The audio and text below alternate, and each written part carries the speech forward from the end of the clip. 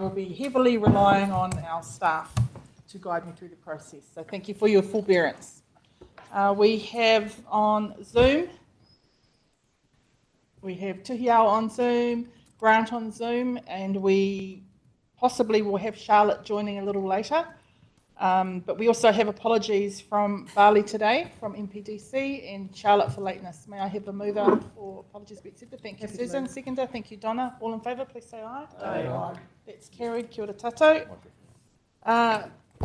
Team, the first thing we need to do this morning is to move a procedural motion to suspend the use of standing orders for particular agenda items today. As per our operating protocol that we adopted on the 18th of March in this policy and planning meeting, the workshops will be held within committee and council meetings, and in doing so endorse the land and freshwater plan governing style protocol. So let's not relitigate what we already discussed and decided in March, and I would like to move that this committee suspend standing orders for the duration of the following items. Item 6, setting lake levels and take limits. Item 7, source water protocol, and item 9, dairy effluent and management. I have moved. May I have a seconder for that motion? Thank you, Councillor Walker. All those in favour, please say aye. Aye. All against? Carried. Kia ora tatou. On to, this is good. On to item 4, the confirmation of the minutes of 18th of March. We'll take those as read. Look to confirm those minutes and note the recommendations therein that were adopted on the day. May I have a mover and a seconder for confirmation of minutes? Thank you, Councillor Williamson. Seconded, Councillor Walker. All in favour, please say aye. Aye. Against? Carried. Kia ora tatou. Item 5, Freshwater Implementation Plan March update. And we are hearing from Lisa on this item, I understand. She's on screen. Kia ora. Kia ora, Lisa. Kia ora all. Good to see you all. Thank you, Chair, for the introduction to this item. This is our standing six-weekly update on freshwater implementation of the work we've been doing. It's a pretty brief report, this committee meeting, because we've got some detail, as just alluded to, in a couple of items coming up. So we'll keep my intro quite light. Just noting too that Finbar's got an item on the agenda a little bit later on RM reform, so I won't go too much into that detail now, other than to say that we are still waiting on further direction from the government on what the content of their freshwater reform package will be. But in those announcements that they made recently on RM reforms, they have indicated that that package of information will be coming soon and in a form of a discussion document. So hopefully by the middle of June, at the latest, we should be able to see the detail of what's in that document from the government in terms of freshwater direction, and we'll bring a paper to you in due course around what that might mean for the Land and Freshwater Plan progress. In accordance with the direction you gave us at the last meeting of continuing on and doing the work that we have been doing, we have brought to you at this committee meeting a few topics in detail, so I'll leave that for those items to come up with, but also just to make note that we have been holding some hui with iwi Potaia, particularly around wetlands in the last couple of weeks. Have been having some really fruitful discussions around that, so staff are just going back into the feedback we've received in those processes, working through that and refining some of the options that we'll bring back to this committee in due course around Council's approach to wetlands, also bearing in mind that some of the government direction on wetlands will be quite important for us to have at that point too. So that work's going to continue over the next 6 weeks. We'll continue to work with our Ngāi o Taranaki freshwater Potaia, Maria in particular, in continuing to refine some of our policy options, and we'll be bringing more of those through to you for workshop discussions, as we're about to have on a few topics this morning too. I'm happy to take any questions. As I said, it's a pretty high-level report this month because we've got some detailed discussions coming on topic items later. Thank you, Lisa. Are there any comments or questions for Lisa at this time? No, that looks to be a very comprehensive report. Thank you, Lisa, for your time with the report. So, saying that, do we need to move anything to? Nope. It's received. We're just receiving it. So can I have a mover that we receive the report? Thank you. Ladies? Susan and Donna. We'll move on to item 6 over the page for me. And we have Felicity joining us at the desk. Kia ora, Felicity. Welcome. Thank you for joining us. Take it away, ladies. Thank you. I can perhaps just do a little quick intro and then I'll hand over to Felicity. So Felicity Boyd is a consultant from Insight Planning Consultancies. Insight have been helping council with the work we've been doing on the land and freshwater drafting at the moment. Felicity's been working on this topic and around lake levels and take limits specifically, and she'll also take us through some of the dairy effluent phase out work later on in the item as well. Felicity's going to take you through a quick presentation that kind of delves into a little bit more detail than what the report in the papers have for you, and then we can enter into any kind of workshop or question discussions that you may have following that. So I'll hand over to Felicity now. Turn your microphone on. Thank you. It's really nice to be here in person and to meet you all for the first time. Starting off with lakes today, I guess just to start with, the RMA has a really broad definition of what a lake is, and it captures quite a few water bodies that you might not necessarily think would be a lake, such as storage reservoirs, artificial ones. It also covers off dammed lakes that have been created by dams, as well as just your standard natural lakes that have formed over time. And I guess this is a really important point because you don't necessarily want to manage all of these water bodies in the same way. They have different values and different purposes. So we've been really conscious of that when we've been looking at how to manage lakes. The technical work that's been done to date has focused on getting a better understanding of lakes in Taranaki. There are 94 that are bigger than 1 hectare, many more that are smaller than 1 hectare, but we don't have information on the number or locations of those smaller ones. Most lakes in Taranaki are small. 74 of those 94 are between 1 and 5 hectares. 18 between 5 and 30 hectares, and 2 that are greater than 30 hectares.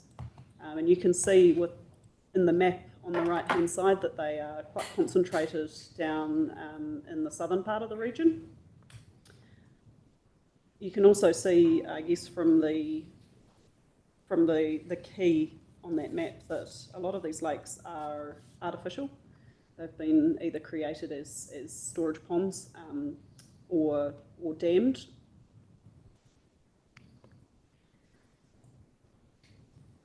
How are lakes managed at the moment? TRC is responsible for controlling the quantity, level and flow of water in water bodies, including in lakes. The Regional Freshwater Plan doesn't specifically manage lake levels. It doesn't have minimum or maximum levels that lakes are to operate within, which is quite normal. There's a permitted activity rule allowing takes from all water bodies, including lakes, up to a maximum daily volume and rate, and above those limits, consent is required. But there isn't very much direction in the policies themselves about managing the impacts of takes above the permitted activity limits in terms of what the effects on lake levels. So a little bit of a gap in the plan, but probably because there isn't a huge amount of use of lakes. Water usage in Taranaki has been predominantly focused on your rivers. There are 23 consents at the moment for takes from lakes, but they're all from either rivers that have been dammed to use for storage or from artificial reservoirs, so those that have been constructed on land outside a river. And most of those consents are for irrigation, which you'd expect. In terms of managing lake levels, there's some really important zones around the edges of lakes, which is where a lot of the biodiversity occurs. And the changes in lake levels have an effect on those the biodiversity in those areas, but also just the way that the lake operates and its health. So this often comes to the fore most often with large hydro lakes where there can be quite a significant change in lake levels due to releasing water for electricity generation. A lot of the research is focused on those larger lakes and the impacts of drawing down water.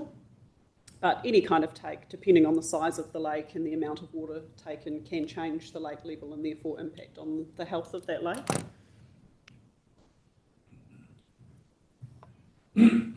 Setting specific lake level maximums and minimums requires a lot of information, particularly about the size of the lake, its depth, its hydrology, what other water bodies it's connected to, and its ecological significance. In Taranaki, we have pretty limited information on that side of things with lakes. There is a monitoring program that's been established to fill some of those information gaps, but it will take time to collect the information.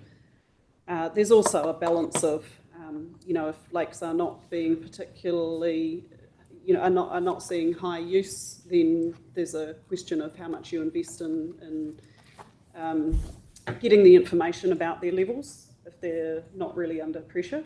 So from our perspective, managing the amount of water in lakes requires a pretty pragmatic approach.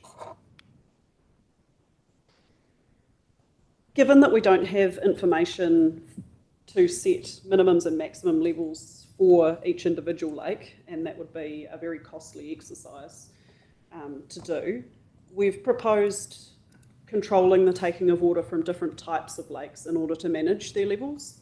So rather than setting essentially an operating range for lake levels, we would be focused instead on how much water is being taken from that particular lake. And we're quite conscious that different types of lakes have different values and uses, and so we think different approaches should be taken to those different types of lakes. The way that we've gone about categorising these is to group them into 3 categories. First of all is your controlled lakes, which are essentially rivers that have been dammed. There's some way of manipulating the flows that go through the dam and ways to lower and raise the lake or storage reservoir behind the dam. Generally, the consents for those dams control how much water is released downstream, and it's set to keep the river downstream healthy. And so that's an existing way of managing the level of the lake behind the dam. That's quite sensible, and it should be. We think that it's quite sensible to continue to do that on a consent by consent basis, where you can look at the infrastructure and the particular environment there. So no real change from status quo. The second category we've got here is off-stream reservoirs. These are your artificial reservoirs that have been constructed on land, generally storage ponds and the like. They often are filled from, the pond owner has a consent to take water from a nearby river, fills the pond, and then technically that pond is then a lake and the permitted activity volumes apply to it. That seems a little bit unnecessary, double counting of water if you like. If you've got a consent to take the water and put it in your pond, you should be able to just use that water however you see fit without needing to have a separate consent for it. You've already accounted for the water. So our proposal is that once you've got your consent to take the water out of the river and we've assessed the effects on the river, once it's in your pond, you just use it how you want to use it.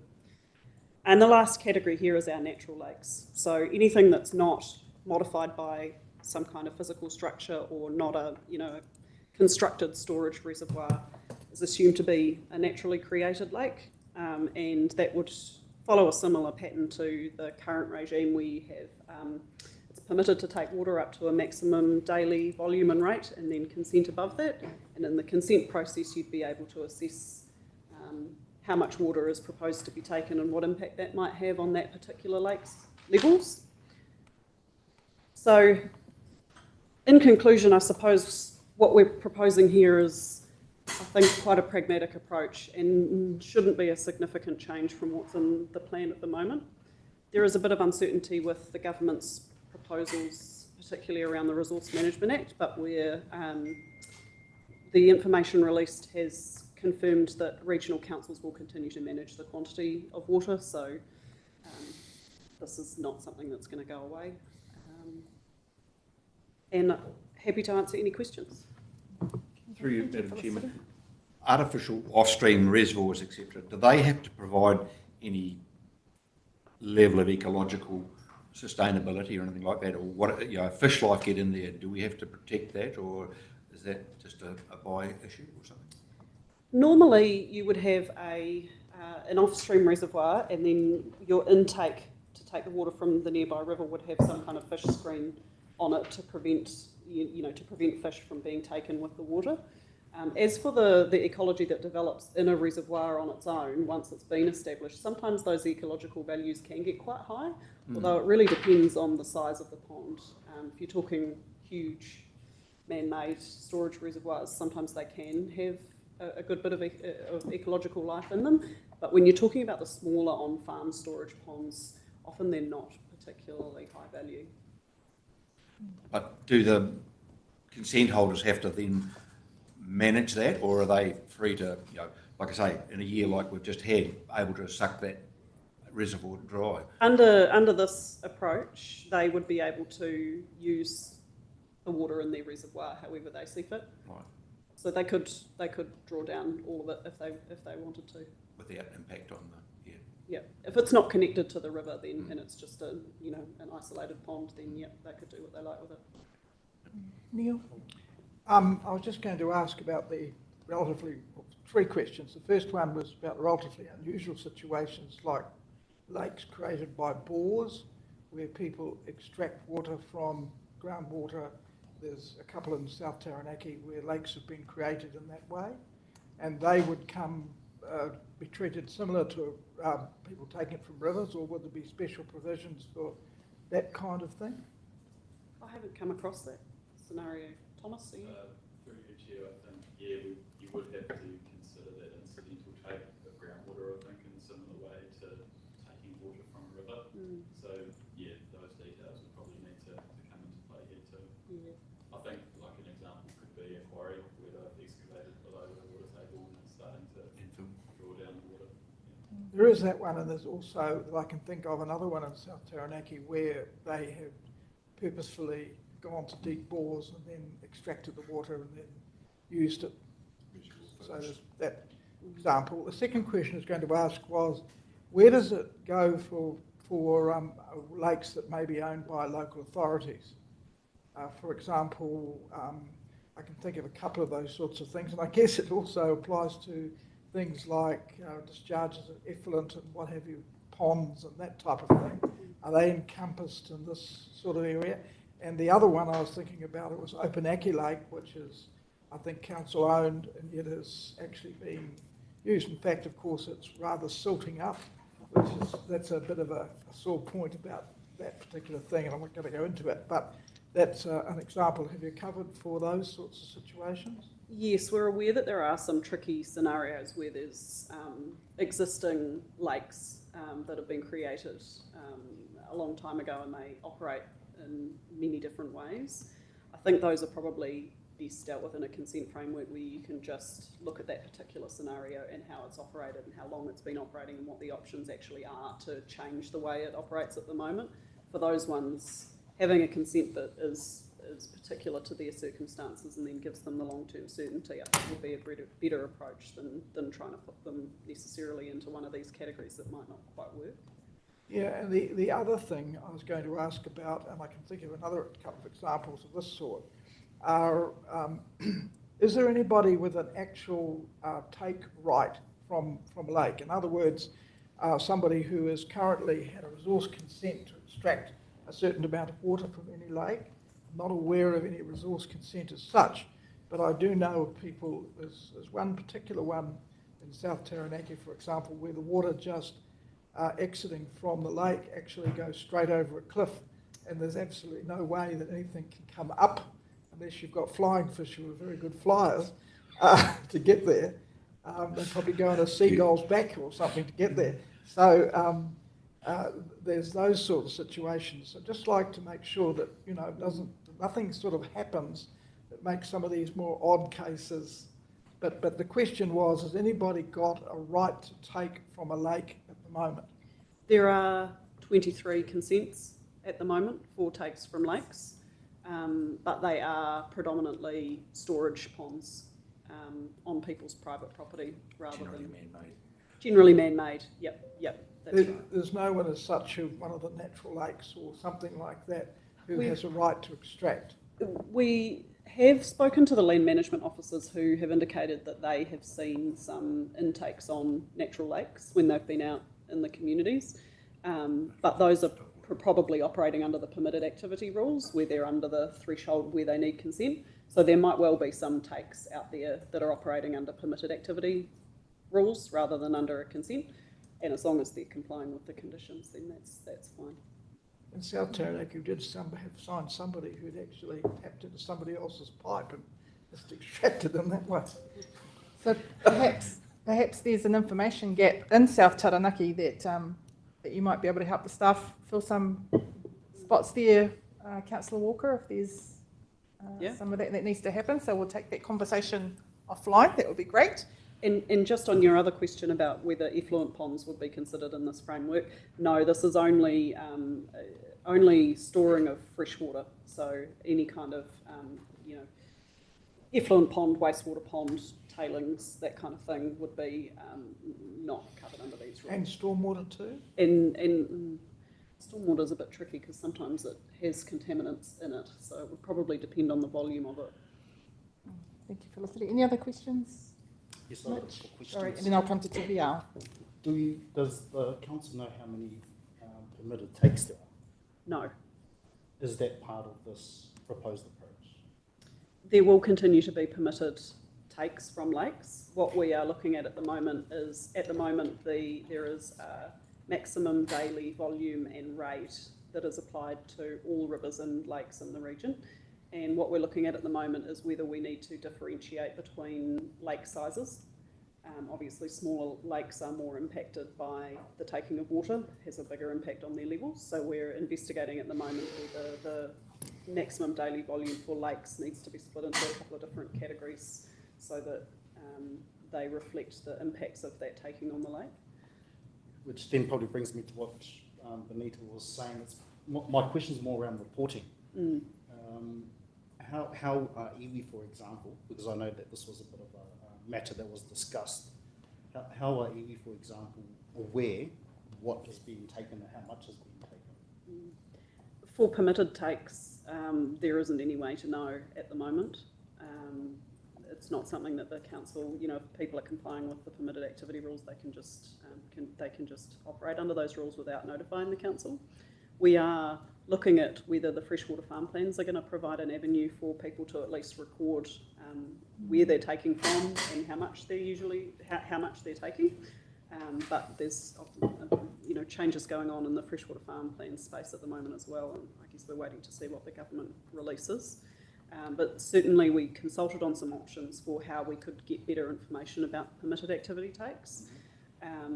There wasn't a huge amount of support for metering all takes, given the cost of it, but we're looking at options to do some more representative permitted activity monitoring. So, maybe a subset of particular permitted activity consents in different parts of the region that can make up more of a picture.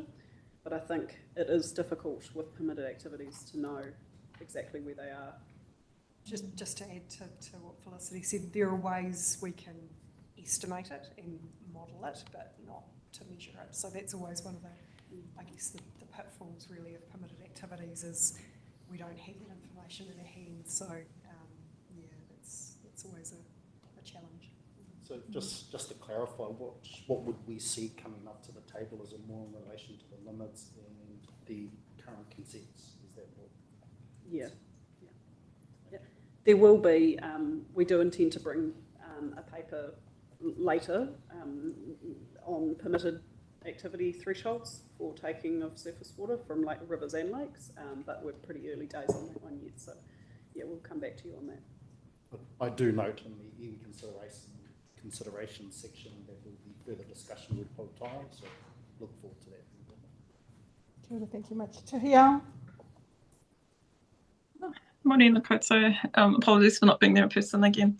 First of all, I just want to say I'm happy to move the recommendations, so I support what's been put up by staff. But I did have 4 issues I just wanted to talk about. So when we had the water restrictions this summer, some of us were going around and checking consents and checking streams, and something we noticed is that the mouth and consent or whatever limits there were not appropriate anymore, because if you looked at the water monitoring of certain streams, the mouth had changed, and this is obviously going to keep happening with climate change. So there needs to be something in there,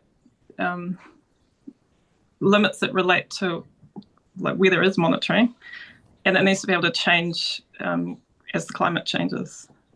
And the other thing is, there's some concerns from mana whenua around what are called artificial lakes, especially when they're built on areas that were originally lakes but then are destroyed.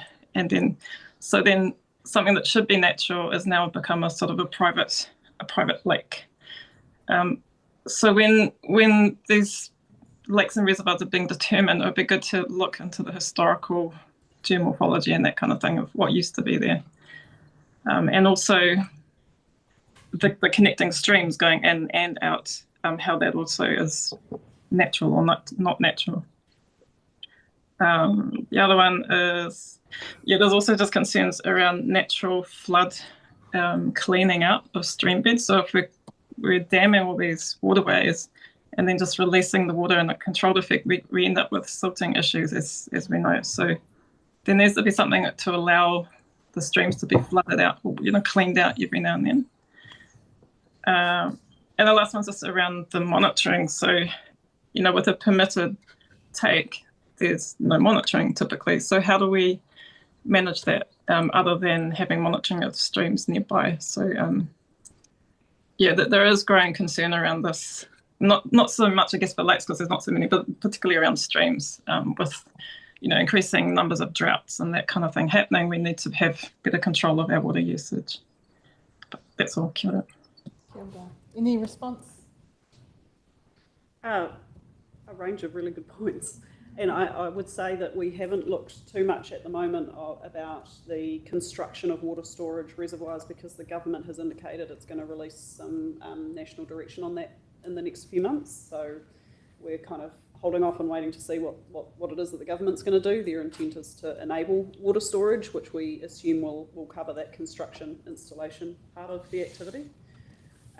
In terms of the flushing flows, yes, that is a really important component, and we're looking at the moment at how to provide for taking at higher flows to fill storage reservoirs or off-stream reservoirs in a way that still maintains that natural variation in rivers that allows the flushing flows to come through and clear out the sediment and the periphyton.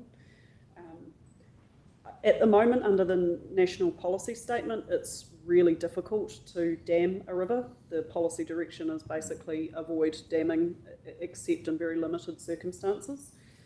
Whether that survives the next round of amendments, we're not sure yet, so it's a bit of a wait and see. But at the moment, we're certainly looking at ways that we can encourage that off-stream storage in preference to damming of the rivers, which aligns with what the policy framework is nationally. But yeah, lots of changes to come from the government. So through you, Madam Chair, and I've been here a long time, in the early 1980s, we did a survey called the Ring Plain Water Resource Survey, where we went around all farmers and determined amount of water use and so on. Of course, that information is well and truly out of date. So the odd time we have gone to a property and put a pump on to see whether people are taking the water within the limits of permitted activity. The staff are aware that with farm amalgamation, some of those permitted activity limits may be being exceeded, right? So that's why we're looking at the new permitted activity rule for water takes and the conditions that go on those to protect the environment going forward. But that's the context around what we're doing here. So from that, Madam Chairman, can I assume that there is likely to be a change, and is that to go up or to go down? No, well, we're benchmarking against what other councils are doing, but it has to go up. Because the numbers were the parameters under which it goes up will change. The farm size back in the early 80s was as about well. half what it is now. So, and one of the associated issues is, so with municipal takes, we're driving water use efficiency, right? So they're using the water wisely. How do we manage that same thing on farms? Because the total take from farms is quite a bit of water, right? We should be treating them similarly. So I'm being really transparent about where we're at and where we're headed. And so, as Felicity's noted, that'll be a paper coming back in the future. Kia ora, Tuhia, you've got another comment? Yeah, I forgot one point, which is just Fred kind of noted on. It's just so when we do have water restrictions at the moment, those restrictions mostly go onto residential use of water. That doesn't, well, from what I could see, it didn't seem to do much about agricultural use of water. So those restrictions were basically ineffective. So we need something to change there, where when we do have water restrictions or a drought, that we can actually stop water takes and, I guess, encourage farmers or other users to have water storage for those events. Any other comments? I just had a query around the point in the PowerPoint around limited information about lakes in Taranaki and monitoring program, which will address the information gaps but will take time. Do we have a time frame, and do we know what kind of resource we might need to enable the work? So our environmental data team's just recently been and installed staff gauges on all our monitored lakes. So the 6 lakes that we do monitor, we now have the ability to measure their water levels as well. So that's just been completed.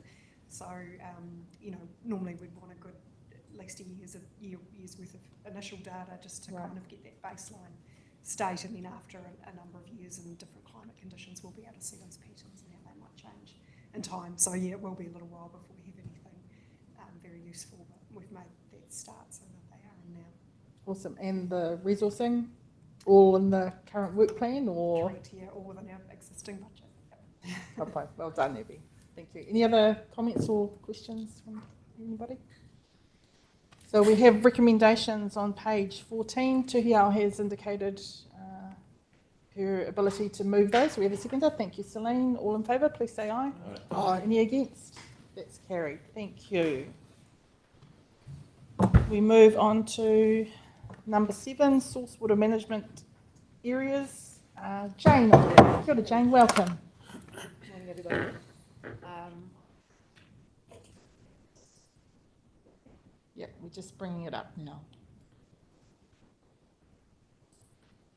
Just for anybody who doesn't know me, I'm actually the climate change coordinator here at the council. That's a newly created position. It was created last year. Prior to that, I worked as a policy analyst. I'm still doing some policy work at the moment. And prior to that, Could you I was speak a little groundwater louder? scientist. Sorry?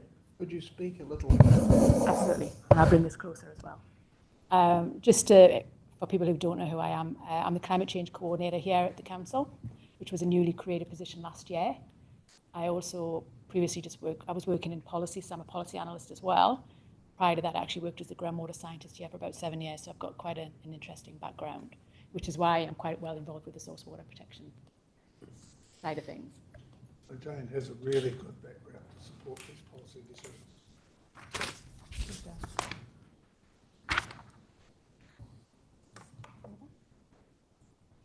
So just to kick it off, I'm sure everybody remembers back in 2016 with the Havelock North incident.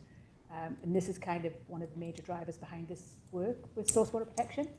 Back in 2016, there was an issue with the community water supply, and about 5,500 people were sick, 45 hospitalised, and it was also thought to have contributed to the deaths of 3 people in the region. Some of the things that actually came out of that, there was a major inquiry in 2017, and one of the major outcomes was there was poor collaboration between the districts and the regional council. There was also some issues with land use. There were excavations quite close to the supply, and there was also sheep grazing in the vicinity of the bore.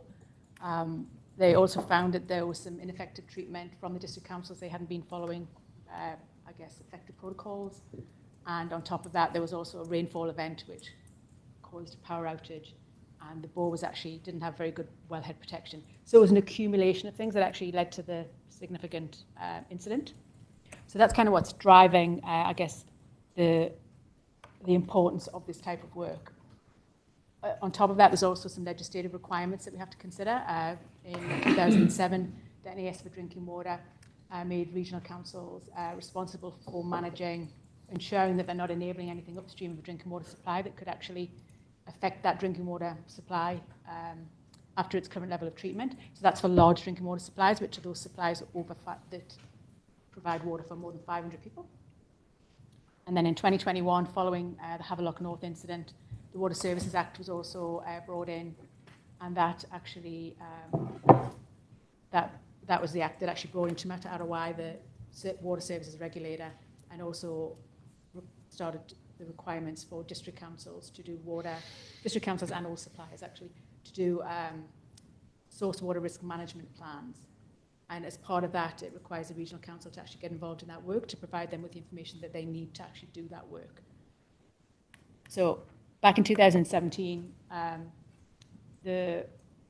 council got together with the districts and came up with some options on how we could all work together as a region to make sure that whatever we did was going to be good for the whole region and everybody would be doing the same thing. So it was quite important to make sure that it was all consistent. And that was what initiated the work for the source water risk management areas, which is the report that was attached to the memo. So that's all gone ahead. That's all of the areas were delineated. And the next step is to look at how we move forward with that work. If we move forward with that work, we're required to actually obviously manage drinking water in the freshwater plan, the proposed freshwater plan. So as part of my work in policy, I looked at the different options that we could have to do that. And one of them, obviously, which is our recommended approach, is to continue using this risk-based delineated areas because they've actually been specifically designed for the region. They're also, they also follow the national direction and also the national guidelines. So they are quite robust, and they're also going to be probably the most popular with the district councils and also the community because they're also quite conservative. We also looked at keeping the status quo, which was currently we do manage drinking water, but we do it on quite a, it's not, I guess, there's no framework for it. It's basically done on a consent by consent basis. If something occurs near a drinking water supply, then it has some extra thought has to go into whether there's going to be any impact, and that's done on, like I say, on a case-by-case basis. And the third approach that we looked at was just making it purely policy-driven, which would just be providing policies to direct what you do in the vicinity of a supply. So the purpose of the memo was basically to request approval to continue down that path with using the delineated source water risk management areas for the proposed plan. I've just got a few maps here just to show you what they actually look like. So this is actually the Taranaki water supply, and that's a surface water supply. And the report that was provided to delineate the areas looked at 3 different source water risk management areas, 1, 2, and 3, 1 being the closest to the intake, 2 being basically an 8-hour travelling distance for surface water, and 3 being the entire catchment. So this is actually Taranaki. So you can see there, it's a very small area on the right-hand map. You can see the area which is source water risk management area 1, and then on the other map you've got source water risk management areas 2 and 3 in the purple. So it's they are quite different. I've also got another map here which is Howrah. So Howrah is quite an interesting one because that has a drinking water, groundwater supply as well as a surface water supply. So but basically source water risk management area 3 is that whole catchment, so that covers off on the drinking water supply, the groundwater supply, sorry, and the surface water supply. And I've actually put this map in here just to show you how many consents are in the vicinity of that supply. The majority of those consents are actually in that source water risk management area 3 rather than closer to the supply. So I guess in a policy framework going forward, there will be a lot, there's a lot less risk to that area than there would be to those areas that are much closer. Up in the top corner, you can see there that's area 1 and area 2. And you can see there are some consents in that area, but those consents are all actually related to the supply itself. So they're the actual district council's consents. So there's no consents outside of the ones that actually, I guess, managed by the district council themselves. And then the third map I've got here, this is just to show you how diverse those source water risk management areas are. So this one is actually for the Patea supply, and Patea is one of our largest catchments. So source water risk management area 3, which is the entire catchment, is a huge area. And I mean, that area, at the other end of the region, an activity that would occur in the other end of the region is, there's no risk at all to the drinking water supply. These are actually all deep groundwater bores as well, so the risks around those bores are already quite low, well, actually very low. Source water risk management area 1, which for groundwater is a 5-metre radius around the wellhead. It's probably the highest, will be the highest risk area, but even for these kind of bores, it's still quite low. That source water risk management area 2 for groundwater, it varies because that's based on a 1-year travel distance time. So basically they worked out how long it would take the water to travel, how far, the distance it would take the water to travel for 1 year. I'm trying to explain that properly.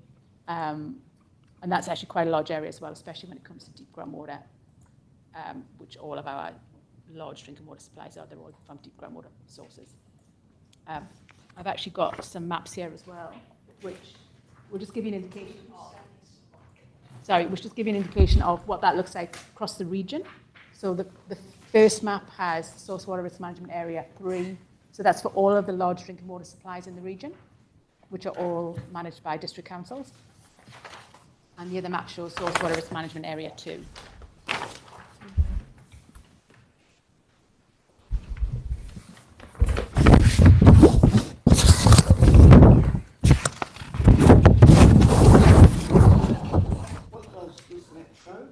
That's source water risk management area 3. So basically, all of the areas on that map that are denoted by the colours are actually the catchments that include a drinking water supply, a large drinking water supply.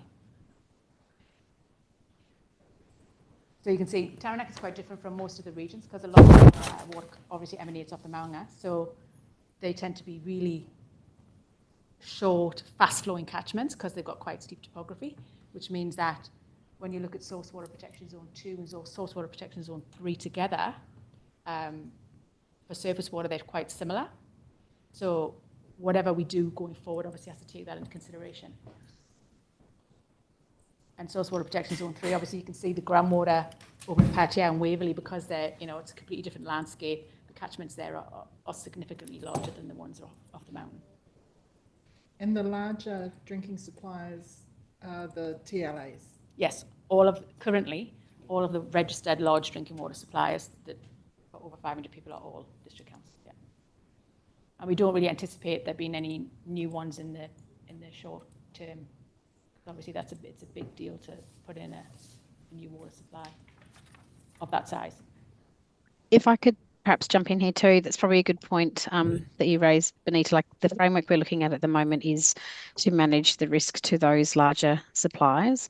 That's what I guess the responsibilities are for us through the regulation, but we are looking at how we might be able to manage risk to suppliers that might be providing for less than 500 people. So that would cover, potentially schools, marae, those kind of land uses, and looking at ways in which we can, through the policy framework, perhaps provide some guidance to manage that risk that might be less prescriptive, perhaps, than what these risk management zones are.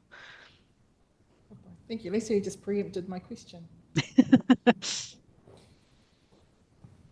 Awesome. Anything else to add to your session? Just any questions? Thanks, Lena. Through you, Chair. Thank you, Jane.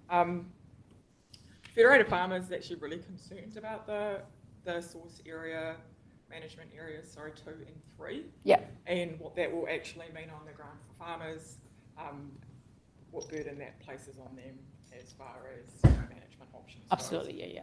We're really, really keen on seeing any of that kind of regulation being done through freshwater farm management plans, which we are, as much as you guys are waiting, please give us some more advice about how they're going to work. But we are really concerned that that there's just, we'll lose that risk-based approach with some extra prescriptive rules that will make it just difficult and onerous for farmers to follow. Absolutely, and I think, I mean, we're obviously well aware of the preferences for the farm community as well, and that would all be taken into consideration through the next steps. This is just basically to get those management areas out there, you know, make them transparent, because they are pretty robust and they do give us a really good framework to move forward. How that's going to look on the ground will be, you know, that's something that obviously we're going to have some major consultation and discussions about. Thank you. Tuhiao? Kia ora. You know, really interesting report. I just got some questions around point 12 on page 32. If you can see that. It talks about, what are they called? Well, it's got groundwater and surface water sort of radiuses of where you can have contamination, that kind of thing. I was a little bit confused. Like, what I'd like to know is this what it is at the moment, or is this what's proposed? Because so for the first one, the groundwater 5 metre radius from the wellhead, like we've just built we've dug a bore at Parihaka, and we've been told we can have stock around the bore, but we can't have a septic tank disposal field within 50 metres. So it's confusing. And then the surface water one, but the river and lakes, it talks about a 5 metre landward thing. Sorry, I don't know the terminology you're using here, but and that just worries me again. So if you've got heavy rainfalls, that's just, you know, 5 metres is not a big buffer. Is that what this is, or is this some other thing? No, I think the stuff with Parihaka is done under the current plan, which is that there's no reference in the current plan to drinking water per se in the respect of any restrictions purely related to drinking water. That's basically just what, you know, what happens with any freshwater body. These new delineated areas, they're going to be new. They are new. It's just looking at, do we manage drinking water any differently from freshwater? And I mean, one of the outcomes may be that in some cases we don't, and in some cases we do. So that's the whole purpose of it being a risk-based framework. So, Just like you said, sorry, carry on, Lisa. I was going to say, just to jump in to clarify what Jane's saying there too, Emily, is that like 1, 2, 3 obviously identifies the level of risk. So 1 being this is the area where you've got to manage more tightly because your risk is higher, and then all the way down to 3, you perhaps don't need to manage as closely because the risk is lower. All we're presenting to you today, I guess, is the framework, which is what's in paragraph 12. That's what's come out of the MFE guidelines in 2023. We haven't yet done that piece of work yet to identify what activities are classified as a risk within that area 1, or what might be a risk within area 2, because different activities will have different risk profiles depending on where they sit within those zones. We haven't yet done that piece of work. That's the work that Jane is now starting to work through with our scientists to kind of understand, you know, activity, like you said, like the risk that a bore might have versus stock being in those areas. Like, are their risk profiles different if they're in zone 1 or zone 2? So we're about to step into that work, and we'll bring all of that back to you, because that eventually, I guess, will present the whole framework as to how we manage source water protection zones. This is what we're asking you today is, we feel as staff, these zones give us quite a clear parameters. They're quite transparent. They, as Jane said before, the work that we've had done is responsive to the rivers and the groundwater that we have in Taranaki. So how our environment works is different to how these might play out in other regions, and we feel like that is the best base for us to start from, and then we'll build that the framework from there around it, and analysing what activities pose the greatest risk in different zones. Does that help? Yeah, I think I just misunderstood, but now I'm clear. It's a risk management area. Yes. Right, yeah, thank you. Yep. Cool. Any other comments, questions? Just one, and it's to pick up on what Lisa said, because that was my question as well, around the small suppliers. What time frame do we have? Or what time frame are we working to for small suppliers? in terms of when it goes into the plan, or what time for the time? So just timeframes noting of that further registered. work still needs to be done. What time frame will we have in front of us to then get to that end point? And the reason why I ask is because it's potentially an issue for Marae, and we need to ensure that we're front-footing them.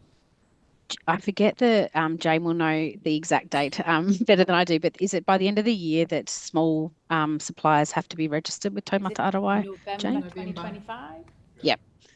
So that's the deadline, I guess, by which smaller suppliers have to register with Taumata Arawai. The regulations that will come through Taumata Arawai are separate to what we'd be putting in the plan that might come into play from November 2025 for those smaller suppliers. The timeframe we're then working through, though, in terms of putting, if we are going to create a framework that might be quite, it might be as simple as saying, if you're within 50 metres or 100 metres or something like that of one of those smaller suppliers, here's some conditions that we expect certain activities to be following, or here's one of the conditions could be notifying the owners of that water supply. It could be quite a high level light touch regulatory framework, or we could go much deeper, where the timeframe we're working on building that is in alignment with when we're going to have the draft plan prepared. And, based on the discussion we had with you all at the committee meeting last month, that we're aiming towards that March 2026 to have a clause 3 consultation. Does that answer your question, Mitch? So there's two time frames, right? There's the registration with Taumata Arawai, which is different to rolling out of the plan and the implementation of the protection mechanisms, which will come after. Registration doesn't mean that you have to have everything in place. It's just putting yourself on the radar that you have a water supply that will need to be addressed and looked at some stage. Yes. And then our plan will probably respond to something like that will say, if you're doing certain activities in a certain location within a registered supply, if you're on that list, then here's the framework that applies. So we've got and that comes into play whenever the plan becomes operative. Thank you.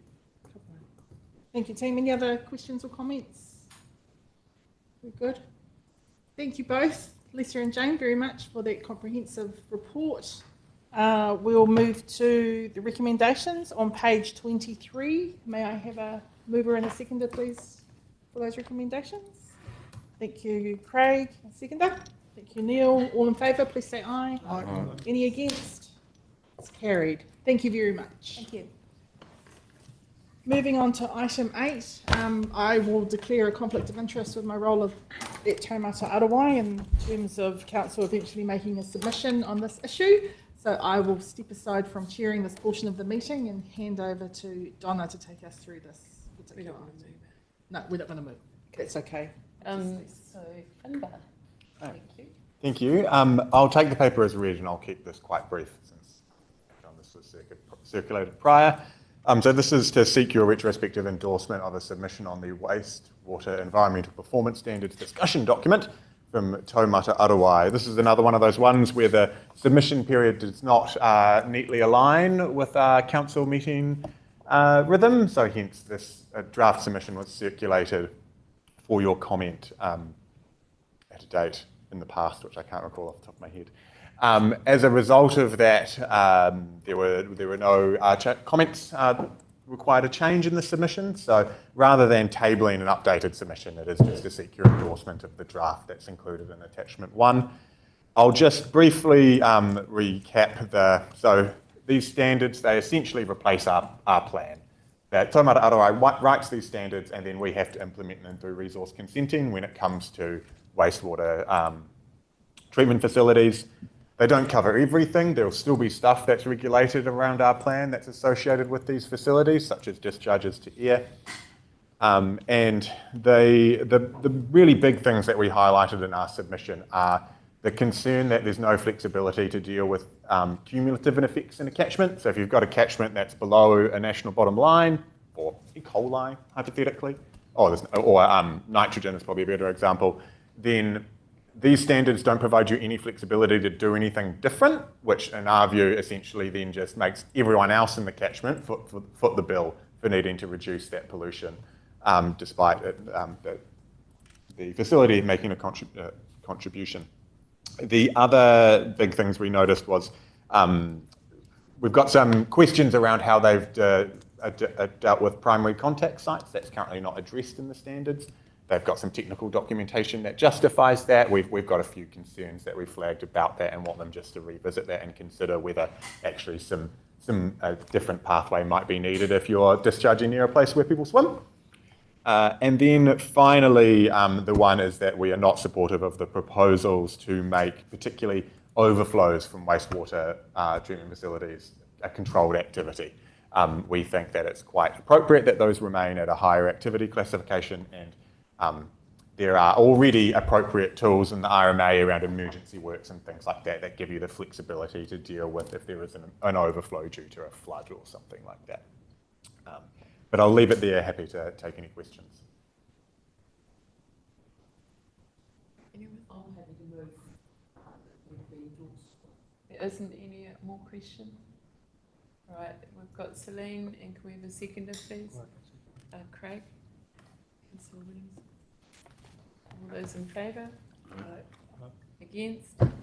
Carried. I'll hand it back. Thank you, Donna. Thank you, Finbar. Thank you, team. Moving on to item 9 of our agenda, dairy effluent management out options, and we'll hear again from Lisa and Felicity. Thank you. Similar to our previous item, Felicity's got a short presentation that we'll take you through that just delves into the content of the paper in a little bit more detail, and then we can open to discussion after that.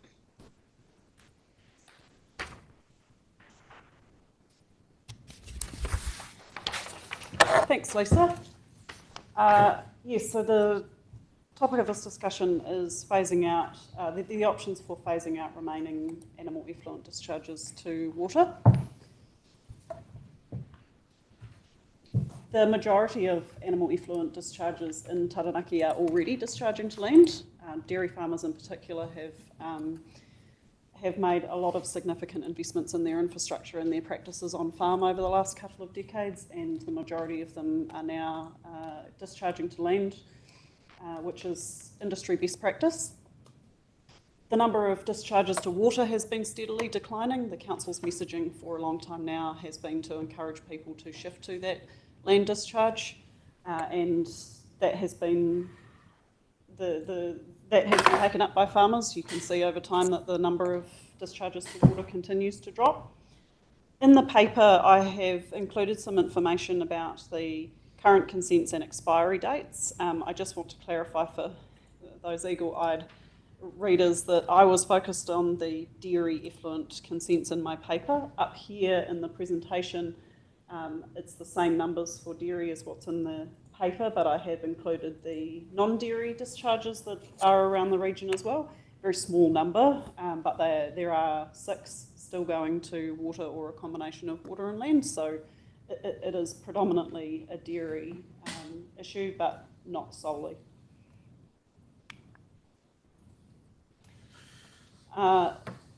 This map shows the discharge, the locations of the existing discharges. I've got some closer maps that Teresa's handing around at the moment, just in case you're interested in seeing in more detail where these consents are.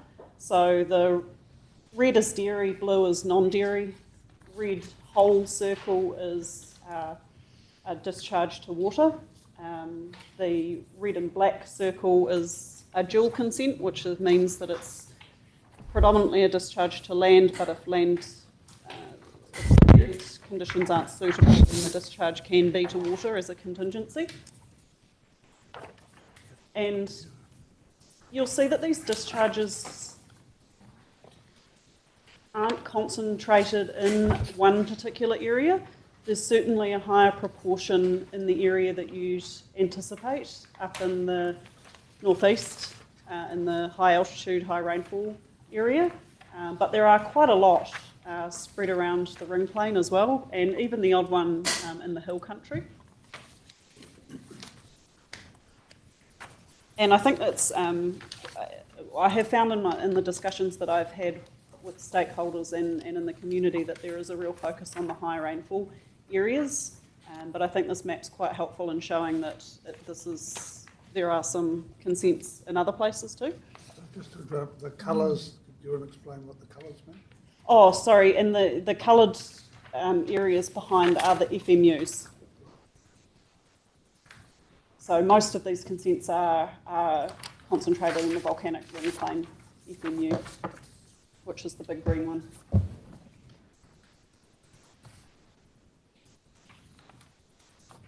When we went out to consultation last year, we put forward 3 options to the community. The first was no transition, that all discharges to water just can run under their current consent, but then once that consent expires, they would have to transition. That would mean that some people would be needing to transition quite quickly, whereas others would get much longer, just depending on when their current consent expires. The next option was a staged transition, where essentially you would take the longest consent expiry date, and then the first half of people would have their consents rolled over to match the second half, so everyone would essentially get the same amount of time to transition, just to give those who have consents expiring sooner more time. And the third option was an individual transition, where every existing consent for a discharge to water could be renewed once, and after that it would need to shift to land, and depending on the circumstances of the farm, that replacement consent could be granted for a period of up to 10 years. So if you have a current consent that would expire in 2031, and it's going to be a real struggle for you to transition to discharging to land, there's the potential that you could get until 2041 to make that transition. Those were the options that we consulted on. There was broad support in the feedback for phasing out discharges to water. Very strong support from Fonterra, who, as you'll know, has been progressing with getting their existing suppliers to phase out their discharges by this year. So they are on a much quicker timeframe at the moment. And a lot of support from dairy farmers who've already transitioned. There was quite a bit of feedback provided through the survey and the roadshows that a lot of farmers have made the investments, done the hard yards to transition, and they feel like others should be required to do the same. There was a small minority opposed to the concept of phasing out all discharges to water, and those people generally sought a pathway for some discharges to water to carry on forever, or long term at least. And generally that was related to the high rainfall areas where it is more challenging to discharge to land. So you'll see here in the consultation feedback the spread of the responses in terms of those 3 options. It was very clear from tangata whenua that the preference was for no transition. Those discharges that, should be phased out as soon as possible. Although the overall feedback shows that the staged transition was the most popular, followed by no transition, when we looked at the responses, the survey responses from those who identified as dairy farmers, it was much closer. So 22 preferred a staged transition, and 19 preferred an individual transition. And 11 preferred no transition. So still staged transition was the most popular, but certainly a different type of feedback from the dairy farming community compared to the general community response. Some people put forward an alternative option where most farmers that don't have the types of physical or financial constraints that make discharging to land difficult would follow the staged transition pathway, but then an individual transition for those where it is going to be really difficult.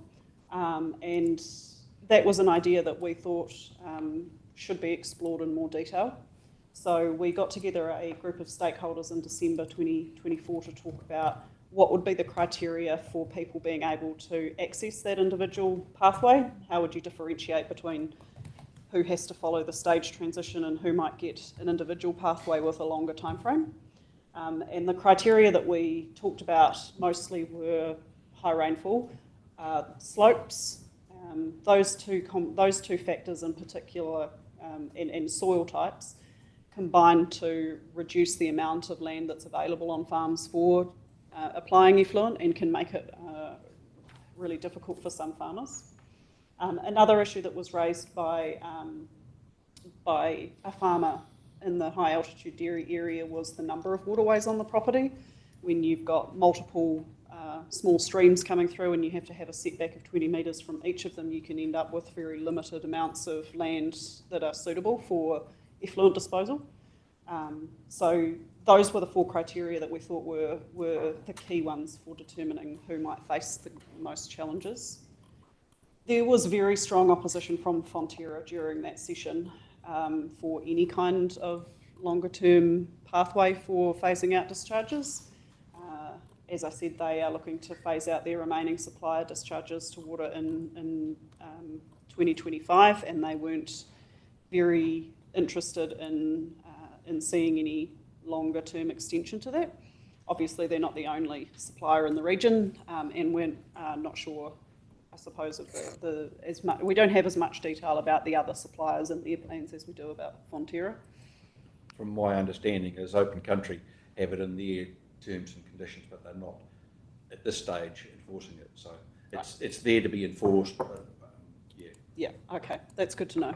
Yeah. So do Fonterra have an expectation that if they play hardball on this, they're effectively going to lose some of those suppliers which are unable to transition? I think so. They certainly didn't seem to be shying away from the fact that their expectation from their suppliers was that they would no longer be discharging to water. And I think there's a little bit of, they're looking at 2025. I think there is some leeway if a farmer has a plan in place and can demonstrate that it's just going to take them a little bit of time to get funding and the infrastructure in place. I think there's a bit of leeway with Fonterra. There is. But they were certainly quite strongly opposed to the likes of a 10-year extension. I think they made the decision without a lot of realisation of what they were saying. And it sure came home to them pretty quick. It was a pretty corporate decision, would you say, Liam? It was, and the person that was on that call was Michael Hyde. So he's at the top of the policy chain in Fonterra. I don't know the last time he stepped on a farm, but he may have done. Cynical. Sorry, very cynical.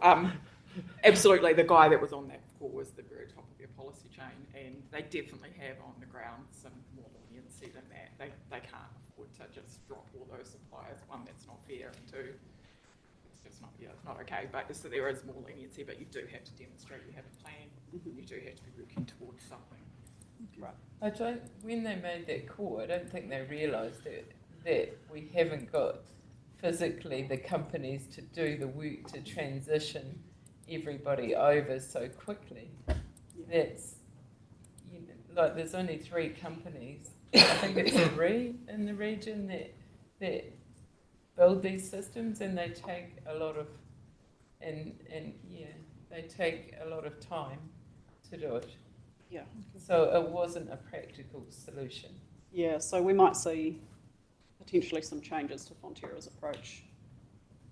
Not really, I don't think, Madam Chairman. I think they want to phase out discharge to water, and they've, from my understanding, the meeting the other day is that they're putting in place plans with farmers who are currently discharging to water to transition them over. And yeah, I don't see why we should be actually extending any of the consents for any longer than they are. We should just transition them. You know, they should just phase out now as they come to the end of their line. And you could say that they haven't had warning, but they have had plenty of warning. Yeah. All right, Felicity, we'll let you carry on with that. Sure. So based on the community consultation feedback and the discussion that we had at the end of last year, we've expanded the options menu to cover 5. So the first 2 are as was put forward in the consultation, no transition and a staged transition. The third option is the one that we discussed with stakeholders, which is most farms going through the staged pathway, but an individual longer time frame for some particular farmers, and that would be assessed in the consent application about, you know, the particular constraints faced by each individual farm. fourth option is as per the consultation, that's everyone gets an individual transition. And the fifth option, which we didn't put out in the community, but there was some feedback on it anyway, is allowing some discharges to water to continue. So there wouldn't be a complete phase out of these discharges. The staff preference, I suppose, as it's set out in the paper, is for option 2, the staged transition. It was a lot of discussion. There was a lot of discussion and thinking about the differences between options 2 and option 3. But TRC has been promoting discharging to land for a long time now, and a lot of farmers have made that investment. There was quite some quite strong feeling in the consultation feedback from dairy farmers that everyone should get on board. And with Fonterra putting pressure on farmers, it feels like Fonterra might be the pushing people to transition more quickly than the council. There's certainly been a decline, a more steep decline in the number of discharges to water in recent years, which I think shows that farmers are, realising that they've got to make these changes and are doing it when they can. So the staff recommendation is option 2, but it would be great to hear some discussion amongst the councillors. Thank you for listening. Can I just ask, please, of those 270 odd properties, what percentage of them would you envisage it being really complex in the transition? That's a really good question. It is often a combination of the physical constraints and the financial ones, which makes it a little bit difficult to know from the council's perspective because we obviously don't have their financial information. In terms of physical, I don't have a percentage. It's the upper ring plane. It would be the upper ring Around plane. the upper ring plane. Yeah, it would be around the upper ring plane where you've got the issues of high rainfall and slopes and high risk soil and a number of water bodies, all combining to make the discharge to land really difficult. Some of those, Ag First did a case study last year about 4 of those ring plane farms, looking at whether it was possible to discharge to land and what the financial impacts were, and they found that there were systems for discharging to land that would work on all 4 of those farms, but that the cost was significant, and depending on the farmer's financial position, some of those costs were more. Farmers could cope with, some of the farms could cope with those costs and some couldn't. They all resulted in a lower profitability for the business. Peter? Thank you, Madam Chair. Just an observation.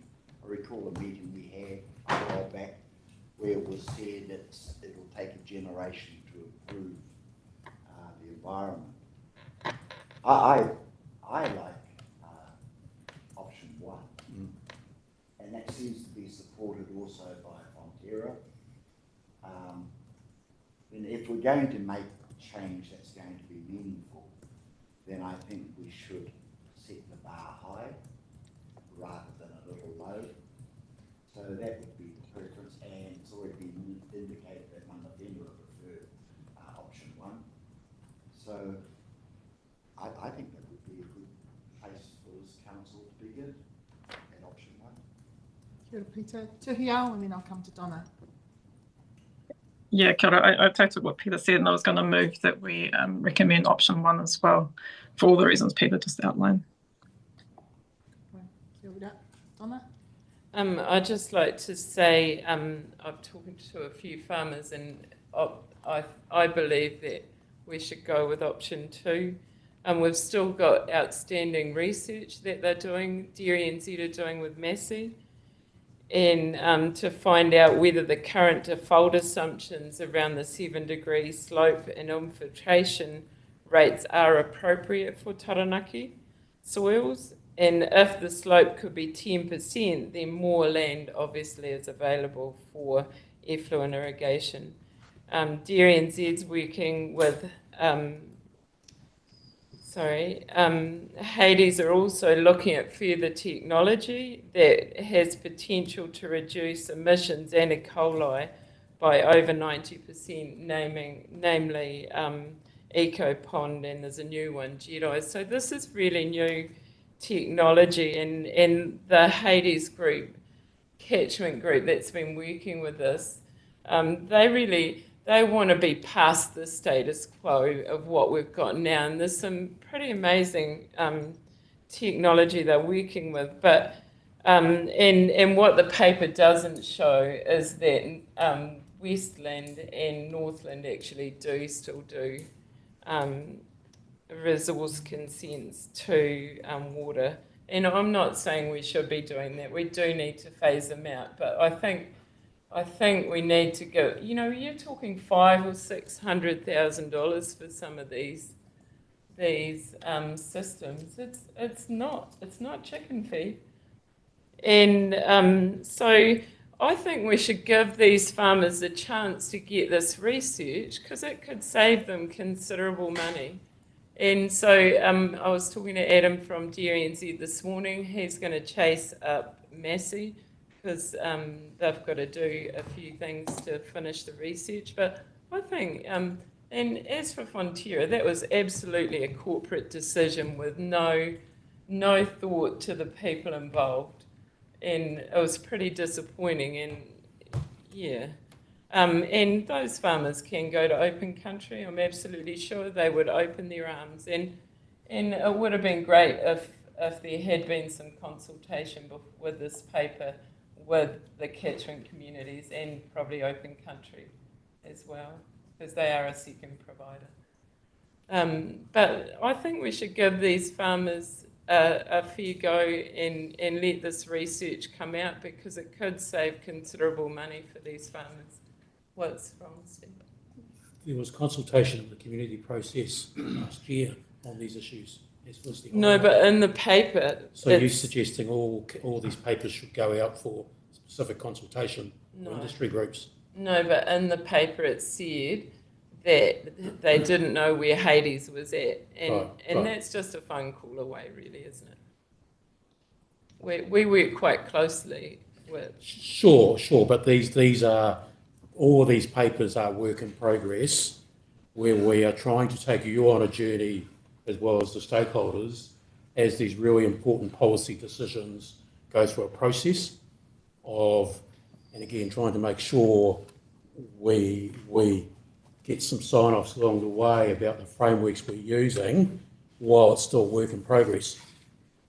And absolutely, there will need to be, as we're required to do under the RMA, more formal consultation with all stakeholders once we get to agreed positions on all of this work collectively as well as individually. And there's some very prescriptive processes in Schedule 1 of the RMA that have to be followed, so there is absolutely more consultation to come. I'd just be concerned about trying to get efficiency and meet some timeframes versus consultation with everybody all the time. No, but that was specifically stated in that report. Can I just go to Lisa, who may be able to offer some perspective? Yeah. Thank you, Benita. If I can just jump in through you, Chair. We did invite Open Country to the session that we held in December, but they were unable to attend. We were hoping to have both them and Fonterra in that discussion. And in terms of the statement in the report, I guess around talking about timeframes, that was probably more specifically worded, more reflecting of the work that Dairy NZ are doing around that desk review, which you alluded to before, Donna, in terms of looking at whether the profile within the dairy effluent storage calculator can be and should be changed to cater for some of the characteristics we have in Taranaki. The last time we spoke to Dairy NZ around that, they didn't have a clear deadline or timeframe that they could give us at that point in time as to when that work may be completed. And we have been, I guess, engaging with the some of the Taranaki catchment community groups. We did have some of the high altitude farmers invited to that session. One of them did turn up, which was great to have him in the room to hear his thoughts and feedback on the challenges that he was facing, particularly on his farm, as he was looking at all the different options as well. So we have been, I guess, trying to engage with those groups in those focus groups that we have set up at the end of the last year, and will continue to do so as this framework continues to refine itself as well. Thank you, Lisa. Leadham? Thank you, Benita. Through you. So I did go to that focus group consultation last December with Federated Farmers and Dairy NZ were there. Yeah, there was one. I think it was Lloyd. Yeah. Anyway,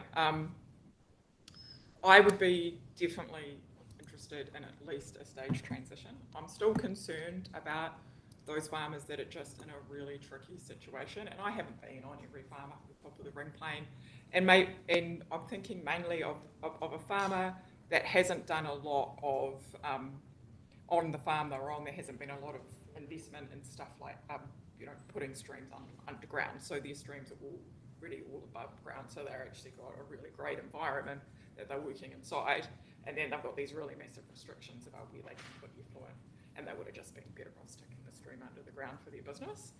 So I'm concerned mainly I know I wouldn't imagine it would be very many, but that a really small pocket of farmers. So one thing that's really important to understand is that it's actually really hard to transition a business from one land use to another.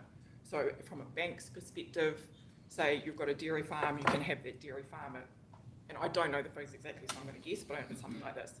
You could buy that dairy farm with 60% equity. If you move to sheep and beef farming, now you need 80% equity in order to be able to own that farm, so it changes the way you can lend. So it's not that easy just to transition a farm from, say, being a dairy farm to a sheep and beef farm. And probably the worst thing that happens is that things get transitioned into forestry. And I don't know who has seen it, but there is a farm at the top of Kitty Road backs onto the national park that is now an entirely a pine plantation. And it was put there because the concern around productivity and the freshwater rules making the business that was at the time sheep and beef farm just unviable. So there's just all these things that happen that we try and save the environment in one place, and then the things that happen over here on the other side are just really concerning. So I think a lot of people do need to transition faster. I would hope that if we gave a stage transition that most people would take the option to go sooner, that they would see the inflationary pressure of what it looks like if they're trying to do it in 6 years' time, and that it would only be the people that actually really needed the stage transition that they would be able to buy a little extra time, like Donna said, to grab that agreement. But yeah, I'd still be concerned about those handful of farmers that just a little more of an individual approach would really help them through. Peter and Mitch and then Craig. Thank you, Madam Chair. I noted on the graph that stage 1, I think completion year was 31, and stage 2 it seemed like that was the same completion time frame. Do you have any data on the farmers who are yet to transition? What stage are they at with their resource consents? When do they come to an end? Because if the aim is to complete transition by 31, It's on the agenda. Okay. Then I think if stage 1 and 2 are aimed for the year 31, then I don't see any difference with it being stage 1 transition or stage 2 part transition. I just think stage 1 is the option that we should choose. So through you, Madam Chair, there are operational issues in terms of people applying and us processing consents to achieve all these things, right? I'm sorry, Fred. That's right. There are operational issues for people to apply, to use the available resource that Donna was talking about, to design these systems, right? And then for us to process those applications, right?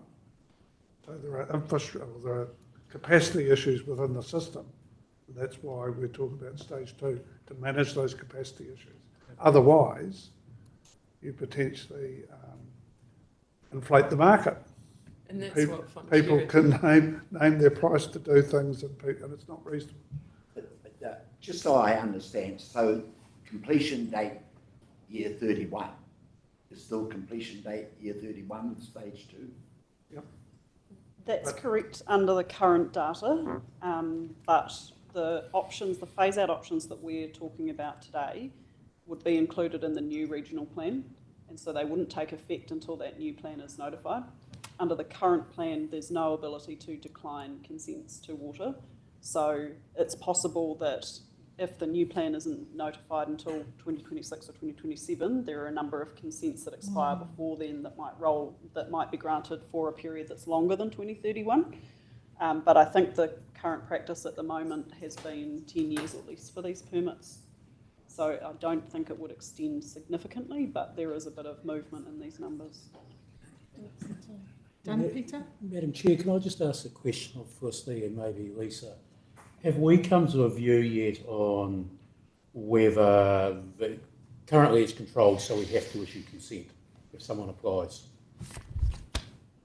We haven't as yet come to a view, as I understand, have we come to a view yet on whether this would be a non-complying activity or a prohibited activity to apply? Because I just wonder whether some of that consent status, which may well be a work in progress, could be the area of middle ground here where some more work is needed to inform this process. The way we've been thinking about it, and its thoughts at the moment, is that from notification, it would be a prohibited activity for any new discharge to water. Yes. Then there would be probably a discretionary activity pathway that would allow for one rollover. So essentially it would be a pathway for you get a replacement consent. Right. And then you can't access that rule again. If you've used it once, then it's no longer available. Then it would be a prohibited activity after that. Right. But that's where the potential for that extended amount of time could take it past the 2030. And that would implement the staged transition where you could access that consent pathway once to get your rollover. So would that be for the 5 years, or would that term be? That would be for the 5 years. So that would be to align these early consent expiries with whatever the later state of the other half would be. And this is what we've been doing to date. Farmers who come along, is absolutely what we've been doing. Yeah, and I think you will see that there are 51 consents expiring at the end of this year. A proportion of those will already be transitioning to land at that point, and a number of those consents will drop away. They'll become discharges to land anyway, because that's been the council's consistent messaging for such a long time now. Thank you, Mitch. Just a quick question and a comment. So in the first table that you showed, you also noted poultry, piggery, goats, sheep, and the like. Yep. I know we're only talking and have only been talking dairy effluent. Does it also include those 6? I think that we need to have a conversation with it does, yes, it does include all dairy, all animal effluent discharges. Piggery effluent and dairy effluent are relatively similar in terms of the liquid volume. At the moment, the current plan differentiates between poultry effluent and poultry washdown wastewater, and I've been trying to get in contact with a guy from Teagle to talk more about those two different waste streams and whether they both pose the same amount of risk. There's quite a bit of solid effluent coming from poultry operations where they scrape down bedding material. So it's a little bit different to a liquid effluent situation that you get in dairy and piggery operations. But yeah, on the face of it, the proposal is that all animal effluent would be treated the same. Okay, thanks for that. And the comment is, for me, I'd like to acknowledge and congratulate the 80% of farmers who have actually done the right thing, and set a role model and a benchmark for those that haven't yet. So in that context, I support what Peter and Tuhio have said, and what our iwi have said is option 1. So if the recommendation is option 2, I'll be a no for it. Thanks much. Craig, and then Celine. Yeah, really interesting conversation. Everybody more or less is on the same page, and we're all heading in the same direction. We're just talking about, I guess, farms on the edges who may whose consents may be coming up sooner rather than later, and what is going to happen to them? How are they going to apply? But I understand what option one is the rationale for it, but I also have empathy for option 2 and understand the officer's recommendation and why they're saying that. And we're talking about we're going to need time to process this. It can't just be done if there's some consents expiring next year. We're not going to be able to handle that ourselves, and nor are they. I just wonder if there is a way we could tighten up option 2 slightly so it's not a blanket 5 years for everybody, because all it says is 5 years. I'd hate to see that. I'd like to see option 2, but option 2 tightened up, and noting that we've still got the 2031 deadline, but not that everybody who's been dragging their heels just gets to roll over for 5 more years. If theirs is coming up soon, is there a way we could do that? Is there a staff response to that, Fred? We have done a lot of thinking around this and used all the tools we have. I don't think we've really got much of an option here in terms of doing things. Have you got any magical ideas? I mean, I think that you could provide policy direction that it is in the 5 years is a maximum, and that an applicant would need to demonstrate why they would need 5 years. So I think there would be flexibility in the consent process for shorter durations. If a farmer needs an extra 2 years to get their infrastructure designed and constructed, then there's no reason to give them a 5-year consent. So there would be some discretion, I think, for the consent officer to make decisions for a shorter time period, rather than a blanket 5 years. Is there a way we can write that into the recommendations, just to strengthen that, rather than it just becoming discretion? The expectation is that it's as short as possible. Couldn't practicable. Couldn't we do that? Hold on, Donna, sorry, we've got Celine waiting, and then Donna, and then I can come to you, if that's possible. Unless we want to finish this discussion in this particular point. I've probably got some points relevant to it. Okay, Celine, go. So on page 58, the table 2, the phase out options, the stage transition suggests a certain date of 2028. So if we include all those consents up to and including 2028, that represents 192 of the 276 consents, which for me is extraordinarily high for these landowners to be effectively given a jail-free card in some respects, I would imagine. So I think your point, Craig, is relevant, and I wonder if one of the ways we can deal with that is to use an earlier date, maybe a date of 2026. But on top of that,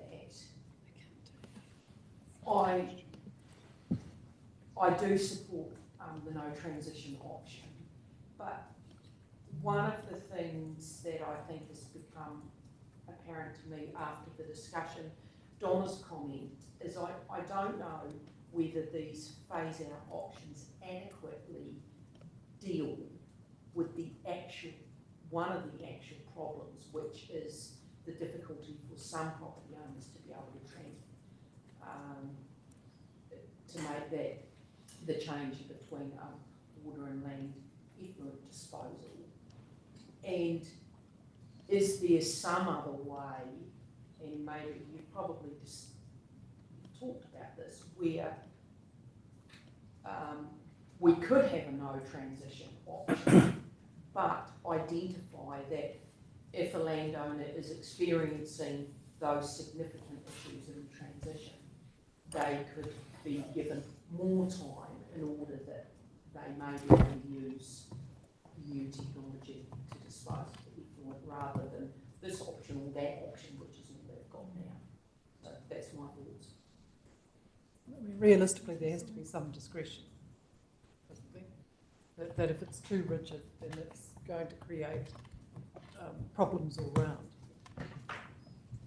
On page 2041, personally, that's just abhorrent. Waiting another 16 years for this to be achieved. Not looking to go down that route. No, It's 6 years, isn't it? Yeah. but one of the options presented was for 16 years. But Donna, you're up. I just think we should give these farmers the right to have that science behind them, and some of those, and just being able to, as I said before, being able to do the systems to that 600,000. It's a big job. Some of these systems are a big job, so I think it should be option 2, and I'm going to move the recommendations in the report now as they stand. I'm happy to second it. Can you give me some direction as to what I do in this? So you've got a mover and a Got a seconder. mover and a seconder.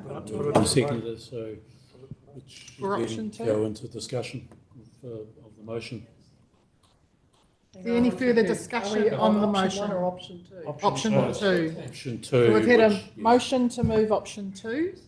And option 1 was also moved by 3 of us. Peter, myself, and Mitch.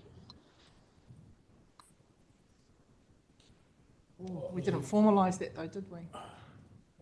It'll be on the basis of a vote. Can I have some advice? There was ultimately, it's an issue for you, Chair. My understanding of they were signalling option 1 is what they were planning to move, and presumably this motion, if this motion is now on the table, then they would be voting against this motion, and then, or they couldn't move an amendment to have option 1 because that would be a significantly different outcome to option 2, the motion that's on the table. So therefore, they would have to vote against it. If the motion fails, then they would be free to move a new motion. My colleagues are nodding wisely. Can it be noted that we tried to move it, but we didn't perhaps use the right wording? But yeah. So Tuhia was indicating that they tried to move it, and obviously I didn't pick up on it, and potentially it wasn't picked up on as a formal motion at the time. What's our advice in this instance, staff? Steve's scenario is really the right one. You've got to test the meeting and then go from there. Could we have a notice of motion on option 2? Option 1, sorry. You get to the same outcome. Just reminding Council we are not under standing orders. Can I hear from Peter, who has had his hand up for a significant Thank you, Madam Chair. Look, I'm satisfied that option 2 has support. I'd like to speak, if I may, to that, if I may. So we have a motion on the table. We'll open discussion on the motion. Thank you, Peter. Thank you, Madam Chair. I do oppose option 2 because I think the most important thing here is for us to focus on improving the environment. And I put this question to you all. How long have the farmers who are having difficulty transitioning, how long have they had? Because other farmers, as I understand, have transitioned. These farmers, whatever we say the difficulty is or whatever, they have chosen at this stage not to transition. Now, I just think the more we delay, the more we defer, the more we take our eye off the environmental ball, then we are not doing justice to our communities as a whole, and in particular to this council. So, yes, Madam Chair, I will be voting against option 2. Thank you, Peter. Any more discussion? Susan? I want to understand, really, to me, for us to have an effective motion requires some level of discretion. I mean, if the rigidity of option 1 does not allow any kind of... I mean, I understand what you're saying, Peter. I absolutely get that we should be working towards doing the best we can, but is it in fact practical? And are the council officers in the best position to make judgments about whether further time should be extended to particular applicants?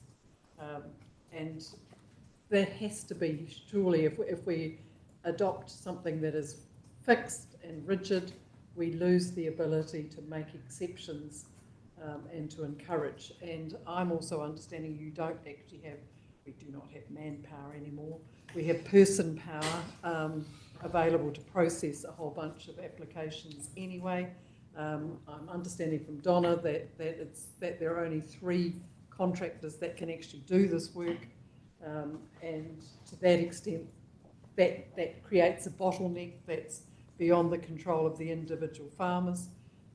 Are we not better to find somewhere between, make it a 1A or a 2A sort of scenario that doesn't box us into this or this, but somewhere in the middle that permits, so long as we are seeing meaningful progress and accepting the restrictions that we've got with the inability of the council to necessarily process all of these applications and access to contractors to do the work. Aren't we better somewhere between the two? Madam Chair, and again, particularly given we have suspended standing orders here, that was partly where I was trying to go with my questions around non-complying versus prohibited activities.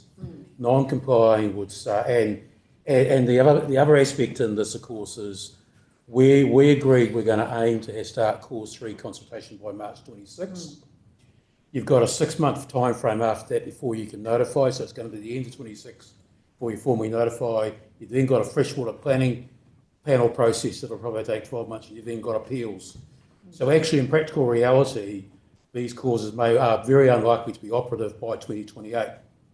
Or you can see a clear pathway where that's not likely to be achieved. So that date is likely to get shifted out as we go through this consultation process. I wonder whether the answer here isn't to our staff to do some more work and some more thinking, having regard to both the merits of option 1 and option 2 with that transition timeframe, whether there's something like a non-complying status in some very strict circumstances. And to that end, we shouldn't be voting now, should we? So in fact, the resolution would be to ask staff to do that further work, sort of having regard to having heard, because this is what we really wanted in this good discussion about testing the options rather than forcing a vote that causes division. Let's ask for some work to be done on understanding there are 2 key options here and ultimately we do want all discharges out of land. It's a timing issue and a cost issue, and the number should get smaller and smaller. So the number that can apply for that non-complying activity has to have pretty strict criteria around it, and whether that's defined physically by those in the high altitude areas on the Mongo or something, whatever those are, we can do some thinking on that. But otherwise, it's the discretionary with the strict criteria type things. I just wonder whether we don't, and please tell me if I'm getting wrong, Felicity and Lisa and Co, but do that a little bit of further work having regard to both options. There's clear signal, really keen to explore both options and end up having a discussion on those. But explore that use of something like, and I know non-compliant activities are going to disappear under the RMA reform anyway, and that'll probably overtake all of this. So, but those principles of how do we allow a reasonable time frame, what is the market limiters with industry and all the rest of it, that also might inform that. And what is the practical date, just given our current timetable anyway, of 2028 and likely appeals and all the rest of the stuff. I'm happy to support that view. Some middle ground if the resolution is withdrawn. So we're in the position where we've had the offer from staff to go away and do further work. We've got divergent views at the table about what's best. We know we're all here for what's best for the environment, first and foremost, but our people who live in Aotearoa are in our minds as well as how we achieve these goals. Tuhio, you've got your hand up, but I'm just wondering if everyone is happy, as Peter has indicated, with our CE's offer for staff to go away and do more work, which would then mean asking our mover and seconder to rescind their motion and allow a motion, I'm guessing, to then be put forward for staff to go away. The mover and seconder will just need to agree to withdraw the motion. Yeah. If I remember I correctly. just want to say something first. I just think in some of the conversation it doesn't assume we have, most people are changing over when their consents are finishing. They are actually changing over, so there is goodwill being shown for a number of years. So I'd just like everyone to keep that in mind. Yes, and I think that's been acknowledged. You know, Mitch and the team have acknowledged the work that has been done by the majority. No, but these are continuing on. Yes. It's yeah. I said Lisa. So can we just have our seconder? Sure. Thank you. Have a Thank you. response? The reason I think that it's all discharges that currently expire in 2031 will still have that, will go to that limit, and some of those people will not require that time, and others, as has been spoken about, have that hardship and will need that time to make it happen.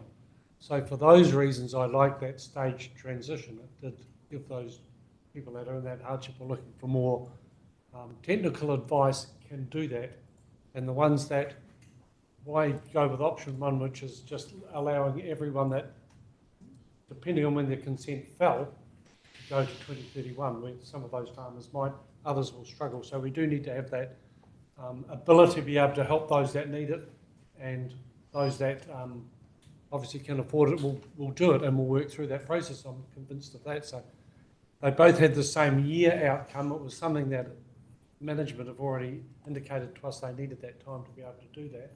I'm happy to support management in that, allowing them the time to be able to do their job efficiently, which they've indicated here.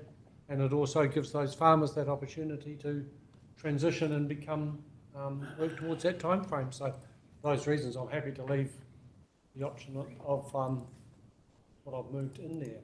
I mean, is it really going to change? Hold on, sorry, Donna, I'm not hearing a rescinding of the motion from you two. So can I just go to Tuhiao then to hear your comments then, please, Tuhiao? And then Lisa, if we may. Yeah, thanks, Anita. Yeah, just briefly, I guess, like, we cannot forget that these farmers are operating private businesses. And under Te Manawa Te Wai, that comes last beyond Taiao's needs and community needs. And basically, mana whenua are sick and tired of waiting for this to end. We've been debating this for years, decades.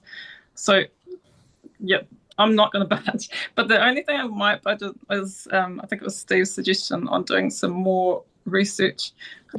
Like, perhaps if we could base the extension of a consent on the condition of the waterway that's going into, that waterway is not already at a terrible level, that I might be able to agree to. But I guess what I would ask is that if we are going to go down that road, then can we please bring back a proposal to the next meeting and not just keep pushing this out further and further? Because we know that the legislation's all up in the air in the government, with the government, so this is going to take longer than we think. So let's not be hopeful, actually, that 2031 is what we're going to get, because we probably won't. It'll get pushed probably way out. So, yeah, that's all. Shut up. Kapai, kia ora. Lisa? Thank you. Just a point of clarification, just so I'm clear what we're asking the team to go away and do. Are we looking at that option that Steve kind of put on the table or around like a non-compliant kind of pathway under the option of option 2 of a phase out, or are we also having a look at what option 1 of a no transition with a non-complying pathway would also look like? I just want to make sure that we come back to you with what you're wanting us to look into. All of the above, if I understand okay. correctly. Or probably all of the above, Lisa, because technically there's nothing stopping a farmer, even if it's prohibited activity, applying for a plan change, private plan change. Yep. So, you know, they could even with no option, they could technically come along and say, I'm going to propose a private plan change, and here are all that, which is probably, and look again, I'm no planner, but we'll go 70% away toward probably a non-compliant consent is going to go 70% of the way towards a private plan change anyway. For one particular property in these very unique circumstances with pristine waterways, because they're near the top of the Monga, you know, well up the Monga. So all it's got is the natural environmental issues that are occurring up there from possums and all the rest of it anyway. Well, whatever pests are up there, you know, those issues that are, you know, so in my head, you're probably doing both, and under both options. But, you know, let's brainstorm and toss that around and explore what those options might look like. Because what we're trying to achieve is some level of discretion, as opposed to a rigid. And very unique circumstances after a realistic transition period. That what are the what are those really unique circumstances that would almost be the equivalent of a private plan change without having to have the cost of that process. Can I just which add I to- support, which I support. It was, as I was saying before, option 2 is a little bit too loose. This will tighten it right up, and then we'll have a really good understanding of where everybody sits. So I was just going to add from my perspective too. We've heard a lot of feedback, but we're not seeing the numbers. So I'm really interested to know if this further work could involve exactly how many people are we talking about? How many farmers are we talking about? I think Mitch asked or Peter asked for the data. Where's the hard data? So that, are we talking about 100 people or are we talking about 2? Which will help influence how I feel about option 1 or option 2. Can I just add that I don't think the financial consideration should be included in that data. It should be around topography and the landscape restrictions on those properties. Okay, thank you, Grant. It'd be great to hear from you. Hey, thank you, Chair. I just want to say that it's been really interesting listening to everyone and everyone's concerns. And look, parts of it I agree with absolutely everyone in all areas where more work needs to be done by farmers and the time frames. And Steve is 100% right. This is a unique issue. And the outcome that you're proposing, I absolutely support because it gives us more information to actually base our decision making. So, look, I'm happy to move, Chair, that we go in that direction, because purely because of all the discussions that everyone's had. But I guess my one concern that I do still have is the fact that are we still missing a whole lot of information? So when I say that, the decision that the government's making at the moment, how long it's going to drag it out. I actually agree with Emily and ones is that is this going to carry on going for years and years and years, or are we actually going to draw a timeline and have a set timeline that things actually have to be done? But absolutely support what's being proposed. Well, thank you, Grant. We've still got a motion on the table at the moment, so we can't, as I understand it, go with another motion just yet. Mitch, maybe. I'll just make a comment then. So I agree. I think that there is some information that's missing from this discussion, and it would be a good opportunity to be able to bring that gap a bit closer at the next meeting. If the motion still stands, then I will vote against recommendation B, which is option 2. But if the motion is rescinded and then we go with possible new motion or resolution, then that's something I'll definitely support. Thank you, Mitch. So coming back to our original motion. So let's just, what is the new motion? To do more work, to do more investigation. Further assessments of the option. But not necessarily a motion.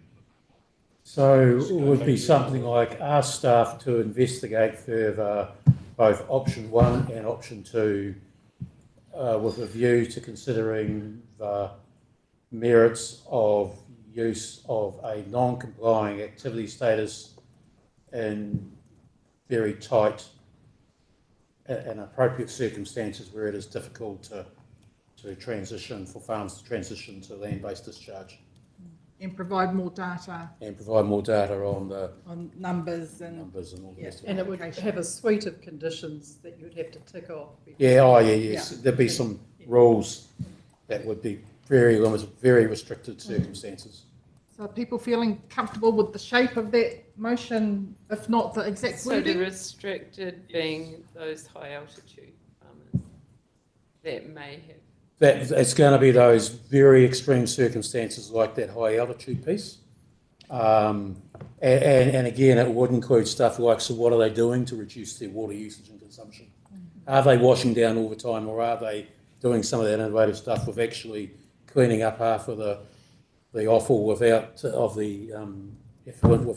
using water? All of that, there are plenty of farmers that don't just spray hoses everywhere, high pressure hoses everywhere, stuff around their cow sheds. So all that sort of stuff, which is exactly what we're asking the district councils to do with things like their water consents. Don't come for a water take consent for a new town water supply without showing us you've got good demand management practices in place. So this is adding another dimension, isn't it? So this is, in effect, this is taking some of the work decisions we're making out of this to the next stage of the process of giving some more detail behind what the activity rules, status and rules, as Felicity indicated. Here's been our thinking to date. It's a little bit loose, but we hadn't contemplated, we were largely talking about a discretionary consent, so we can still say no versus the current, and one of the important pieces in this region is a controlled activity, so we have to say yes. So someone discharging to land today can walk in here tomorrow and apply for a discharge to put water into the stream. And given that they're going to be allowed to do it, the council's going to be able to do it with their town sewage, under Tomato Arawai standards, where's the consistency? So this is that, let's take this discussion to the next phase with a broader range of information that can help inform that discussion, having regard to, as long as really limited circumstances, ultimately the idea was to get them out of there reasonably quickly because we have got the science work that shows the environmental gain that comes. But it's also acknowledging that there's some science to there's some science, there needs to be some good science and data to justify, which you need for a non-complying activity application anyway. You need some really good information to support it. And that's where the stuff that you're talking about, Donna, can come to full fruition, to fully. All right, I'm happy to rescind. Thank you. Happy to rescind. So the motion has been officially rescinded. Thank you both very much. Can we have someone to support Grant's motion to allow the staff? Ooh, take this. Craig, thank you, Councillor Williamson. So moved by Grant, seconded by Craig, that the staff go away and do the work as outlined by our CE. Very loosely in that motion. Is everyone happy with that? Okay. All in favour, please say aye. Aye. Any against? Carried. Thank you very much for that discussion. Really important. Donald. Just apologies, I've got a funeral to go to. Oh, all the best. Thank you. Take care. Thank you. Thank you, team. That was a really good kōrero, really good discussion. Okay, moving on to item 10, emission reduction roadmap. Lisa and Jane. It's actually me and... Oh, well, you don't look like a Jane from Barber, we'll leave you there. Kia ora everyone. Yes, so this Jane has a role as the climate change coordinator, works in the strategy team. I'll keep this brief. Before you we're seeking your endorsement of a roadmap in terms of just setting out our way forward in reducing our organisational greenhouse gas emissions. Us doing this work is something we committed to in the LTP, and we've started turning our minds to it, and we wanted to come with you early just to kind of set out what the process looks like from here. The big thing that we're seeking, the big next step is if you do endorse the recommendation was that we go away and we start shaping up actual specific emissions reductions targets for the organisation and the actions that we would need to undertake to achieve said targets, and then we would bring that back to you all, and then you get on with the mahi of actually doing those things. And it's worth emphasising as well that this is about our organisational emissions as a council. It is not a roadmap in terms of addressing regional greenhouse gas emissions. This is just about getting our own house in order when it comes to carbon. But I'll leave it there. Myself and Jane are happy to take any questions. Thank you very much. Peter? Just a question. So this is about this organisation. How does the new building fit into that? That's through you, Chair. That's a good question. By the time when we did the emissions initial inventory, the construction for that building had not been begun, so I don't think that was included in the inventory. But as part of this, as you go forward, we'd have to agree on it. The monitoring component would involve us redoing that inventory over a certain X number of years, and then I would expect that the next inventory would look at the carbon emissions associated with the build. I'm not an expert on said methodologies, but that would be my assumption. Leader. Thank you, Chair. Through you, I was really fascinated, sorry, we've been here a long time, but I was really fascinated that in Scope 3 includes the commute to work. That I thought was really interesting that that's not included in a higher scope. That was just a little note. Why is that? Do you know? Through you, Chair. I don't know for certain. My assumption is that in terms of how they define Scope 1, like the commute, Scope 1 is stuff that we own. We don't own our employees' cars. Yeah. So therefore they're not captured in Scope 1 would be my assumption. Yeah, I just thought it was really interesting. The other thing I wondered, and sorry if I didn't read this close enough, is my daughter is really big on the carbon cost of AI. And has this been thought about at all when we're thinking about carbon? Through you, Chair. That's a great question. It's associated with the associated energy cost, and also for all the Bitcoin mining that we do as a council. But no, that's a great question. I know generative AI is something as a council, we're kind of turning our mind to a bit in terms of policy and things like that, but that's something we can definitely consider. Any other comments or questions? Interesting. It's really, I hadn't even thought about that. About how AI is going to blow our carbon emissions up. Yeah, it's terrifying. Crikey. Okay. Thank you, team, very much. Can we have someone to move the recommendations? Yep. That was Susan and Donna. All in favour, please say aye. Aye. Any against? Carried. Kilda. Moving on to item 11, our Environment 2025 Tō Tātou Taiao report. Thank you, Ebby. Take it away.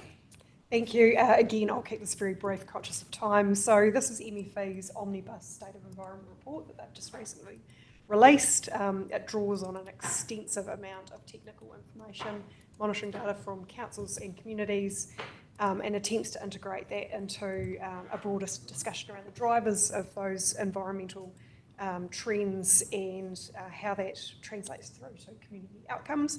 It's a very comprehensive report. I thought it was very balanced. It highlights some of the emerging risks for New Zealand, particularly around climate change and the increases of things like potential population growth and ageing populations. While there's some areas of the environment that are showing signs of improvement, we do still see the pressures, particularly on land and fresh water, coming through in areas where equality remains an issue. They highlight certainly some areas for improvement in terms of the ability to access and integrate data. So again, a message through to regional councils would be to improve our consistency and robustness in terms of the transparency of how that's collected. That would equally apply to other places, Crown Research Institutes and so on and so forth that collect data nationally. They really highlight the importance of the use of modelling, but also the need for more social science around the impacts and how these things translate through to outcomes, which is interesting given the government's just indicated they're pulling back on funding into that sort of area of our science system. Highlighted again the need for more understanding of feedback loops and cumulative effects, which is always a complex area to analyse, and the importance of mātauranga and integrating that into the broader picture of what's going on in the environment as well. So it sets a broader context, I think, for us in terms of couching where Taranaki is in terms of our own performance. And we've got our own SOE Omnibus report coming out in 2027 is the date we've set for that within our LTP. So we'll be, this time next year, we'll be starting to pull together the data and information that will feed into that. So it was really just for information, no decision to be made other than to accept it. There's a bit of a summary there for you to read. Happy to take questions if there are any. Any questions or comments? Anybody? I'd just like to thank you for the summary. It was very useful. I just had a question around the marine section, and I remember a discussion when Taranaki iwi were coming to talk about the rahui and putting the rahui on, and there's no data that exists around shellfish, mātaitai, and those things that live on the seashore. It's all about fish and fish stocks. Is there any intention that you're aware of for those kinds of data sets to be created or kept or anything? Does anyone do that? Because it's not just about the fish for us, it's about how we feed our families from the rock pools and reefs. Yeah, no, that's a really valid point, and I think it'll be one of the potential gaps. I think that that they might want to look at addressing, or we all might want to look at addressing down the track. I'd also make an observation that a lot of our coastal marine monitoring in New Zealand is still quite new, so it doesn't have the necessarily extensive data collection that, say, freshwater has. So, yeah, there's definitely room for improvement. We're just in the process of compiling our Rocky Shore report at the moment, including a bit of a snapshot report that goes alongside that. So we're certainly, interested in gathering that information and providing that as a bit more context, and that's something we can take into our own SOE reporting as well. That would be great. I mean, we've got the iwi who are doing the work on the ground now, who are the experts in this field. So I would look forward to greater conversations with them about how we fill that gap. Thank you. Any other comments or questions from anybody? Nope. Okay. Can I please have a mover and a seconder for the recommendations on 74? Celine, seconder. Donna has to go. Can I have a seconder for those? Thanks, Craig. All in favour, please say aye. Aye. Any against? Carried. And Charlotte has to go as well, so thanks to our team members. Last item on our agenda today is 12, the replacement of the Resource Management Act. Bimbar's back to tell us about that. Through you, Chair, thank you. This will be just a brief summary of what we know to date around the announcements on resource management reform. It's a combination of the direct cabinet decisions, but also some inferences we can draw from the expert advisory panel's report, which is the kind of blueprint for what they're looking to do. The big thing to note right up, huge amounts of detail still to come, and there'll be people busily beavering away in the Ministry of the Environment doing that. So in terms of what the new system looks like, there will be two different acts. The Planning Act, which is about the built environment, what TAs do. And then there's the Natural Environment Act, which is limits and targets for protecting water, soil, the coast, etc., what regional councils do. There will be much stronger and more directive national direction in terms of setting out the frameworks that local government has to operate in. A lot of the rhetoric so far has been particularly focused on TA functions with regards to that tightening up of direction around having like prescribed zones that you then kind of paint by numbers with across your district about where you want this urban zone and that kind of stuff. For us, we can expect more national direction on the setting of limits and targets. There's methodologies for freshwater in terms of limits and targets, but not so much at the moment for the other domains that we regulate, such as the coastal environment and soil and air. So we can probably expect a bit more detail on that and more prescription. That flows down to and I'm going to use inverted commas, single plan for the region. So there will be a spatial plan that all the councils work on together, and you have one spatial plan, but then each council will write its own chapter of the kind of regulatory stuff. So regional councils would write the chapter on all the environmental regulations, and then in Taranaki, each district would write its own chapter for the district stuff. So it's one plan technically, but people writing their own chapters and going through their own approval processes for those chapters. That then slots into a national e-planning system, so it's all nice and consistent. And then you have TAs issuing consents. We will issue permits, which are just consents under another name, but just to differentiate them. And then one that I'll return back to later on is that'll all be proposed, a lot of water to go under the bridge on this one, a national compliance monitoring and enforcement body with a local presence. So the proposal to take enforcement and compliance functions off councils and put it in a national body.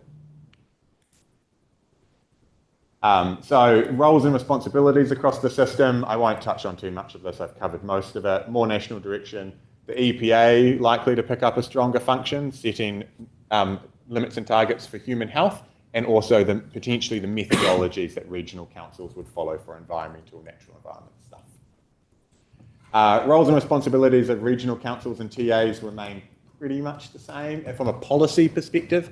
However, it's likely that regional councils will pick up policy responsibility for significant natural areas and outstanding natural landscapes and features, which currently sits with TAs.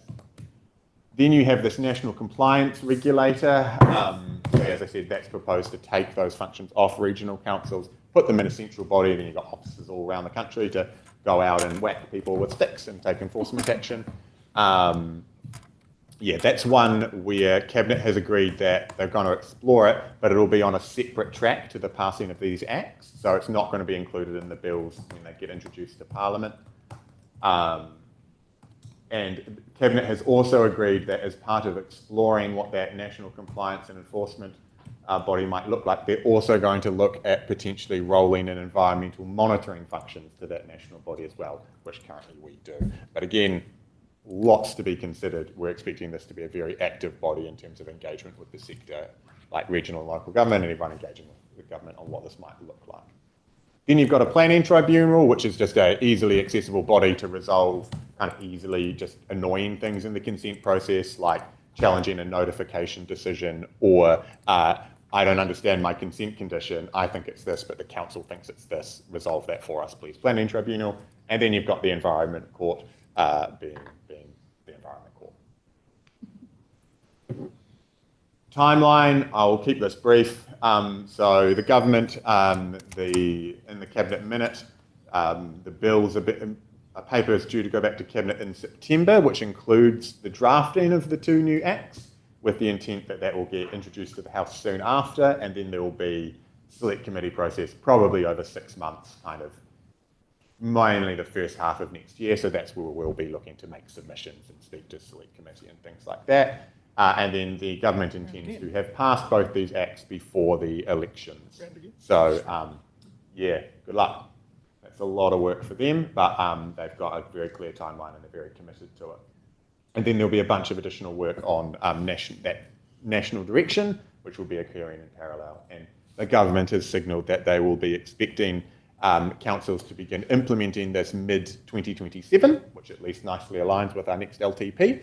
And also everyone's going to be expected to implement it quite quickly. This just provides a high-level overview of kind of where some of this might impact our council functions. Red, more impact. Orange, not so much. Green, not really touched. Depending on how some of those reviews around the scientific monitoring and where that fits, those runs around science and catchment management and environmental data, those could easily bump up to red too, depending on what Cabinet decides. But you can see it affects us a lot, is probably the takeaway from that point. And then finally, just to really emphasise some of the kind of key shifts in the government in this legislation, stronger national direction. So you've got less permission space as a regional or district council to do your own thing. But there are kind of safety valves so you can where it's warranted, but you're probably going to have more hoops to jump through to do that. Spatial planning is a core element, which is great and potentially a really useful tool. And you'll recall that in the LTP, we said we think it's probably going to be part of it, so we'll start chipping away at it anyway. So that should hopefully stand us in good stead for implementation. Private property rights, taking a more forthright position. That's expressed in kind of 2 ways, probably more permitted activities, which you actually monitor and can take compliance action for. And then this concept that they're exploring of regulatory takings, which is if you, essentially, I've got a private property right, you've written a plan that says I can't do this thing on my property, you're infringing my property rights, so therefore you might have to pay compensation as a council if you're looking to do that. Very complicated, a lot of water to go under the bridge on that one as well. That's been delegated to ministers to come back to Cabinet on how that will work. New responsibilities for us. The government's made very clear that there will not be what's called the generic treaty clause, which under the current RMA is like, you've got to take into account the principles of Treaty of Waitangi. Then that kind of sits over everything in the Act. Instead, they'll be looking to do a prescriptive treaty clause, which says, this is through these sections in these Acts, this is how we give effect to the treaty and settlement obligations. But you won't have that kind of overarching obligation. Centralisation of enforcement, compliance, and maybe even environmental monitoring, that's a big one. And then, as I said, we'll be expected to do this all quite quickly. So I'll leave it there. Happy to take any questions. It's a lot of information, I know, but there'll be many more discussions on this to come. Thank you, Fimba, for the update. Peter. Thank you, Madam Chair. Just on the no generic treaty clause, my understanding is that there will be, the council will need to take into account those iwi that have settled Crown. But just one word of caution. Hapu govern iwi. It's not the other way around. Iwi do not govern hapu. Hapu govern iwi. So if at some point when the legislation becomes clearer that hapu are not part of that, please just bear that in mind. This council will do well to continue to discuss issues with hapu and not solely iwi, because then there could be some difficulties coming forward. But other than that, thank you. Kia ora, Peter. Any other comments or questions? Further discussion? Just a note through you, Madam Chair. Previous item, we talked about operationalising farmed area effluent and pressures on the organisation. Here is a huge amount of pressure coming our way in terms of national changes. So that's part of our balancing up the decision around stage 1 or stage 2. Thank you, Fred. Tuhia? Kia ora. Yeah, I just wanted to draw attention that the Environmental Defence Society has put out an 18-page document listing all their concerns, or about a third of them are high concerns. And yeah, I guess one of the main concerns, other than the Tiriti one, is around how the Territorial Authority will work with the Regional Council in regards to allowing or not allowing pollution that then the Regional Council has to kind of limit and manage. I was just wondering, Finda, can you explain the difference between the consents and the permits you talked about just before and how they see that working? Through you, Chair, they're just exactly what we do now under a different name. So regional councils would continue to, if you want to put something in a river or take water out or spit something into the air or do something in the coastal marine environment, you'd come to us, but we would just issue in a permit instead of a consent. And it's just a change in name to kind of make it clearer to applicants, I guess, the differential in the roles. And then TAs would continue to do your I want to build my house too close to my fence and my neighbour's not happy about it kind of stuff. And those would be called consents. Terminology. Yeah. It's just terminology. Yeah. The success or otherwise of these changes will be determined by the detail. So the devil is in the detail. We haven't seen a lot of that yet, so beware of forming a view too early around the success or otherwise of this. Okay, thank you, Fred. Thank you, Finbar. Thank you for your regular updates in this ever-evolving beast that's before us at the moment. So any other comments or questions? Right. Can I please have a mover and a seconder for the recommendations on page 220 to receive this report? Craig? Neil, thank you. All in favour, please say aye. Aye. Any against? It's carried. I think we've made it through the agenda. I'm still alive, so that's a bonus. Thank you, everybody, for the discussions today, the manner in which we debated some highly contentious kōrero and the way we were able to move forward together. And we'll close our hui now with our karakia. Kia uru uru mai, a hauora, ki runga, ki raro, ki roto, ki waho, rere rere hau, kai mārere. Ka pai. Are we having fun? Oh, we're having kai. Ka pai. Karakia for the kai. Nau mai ngā hua, te wao, te ngā kina, te waitai, te wai Māori.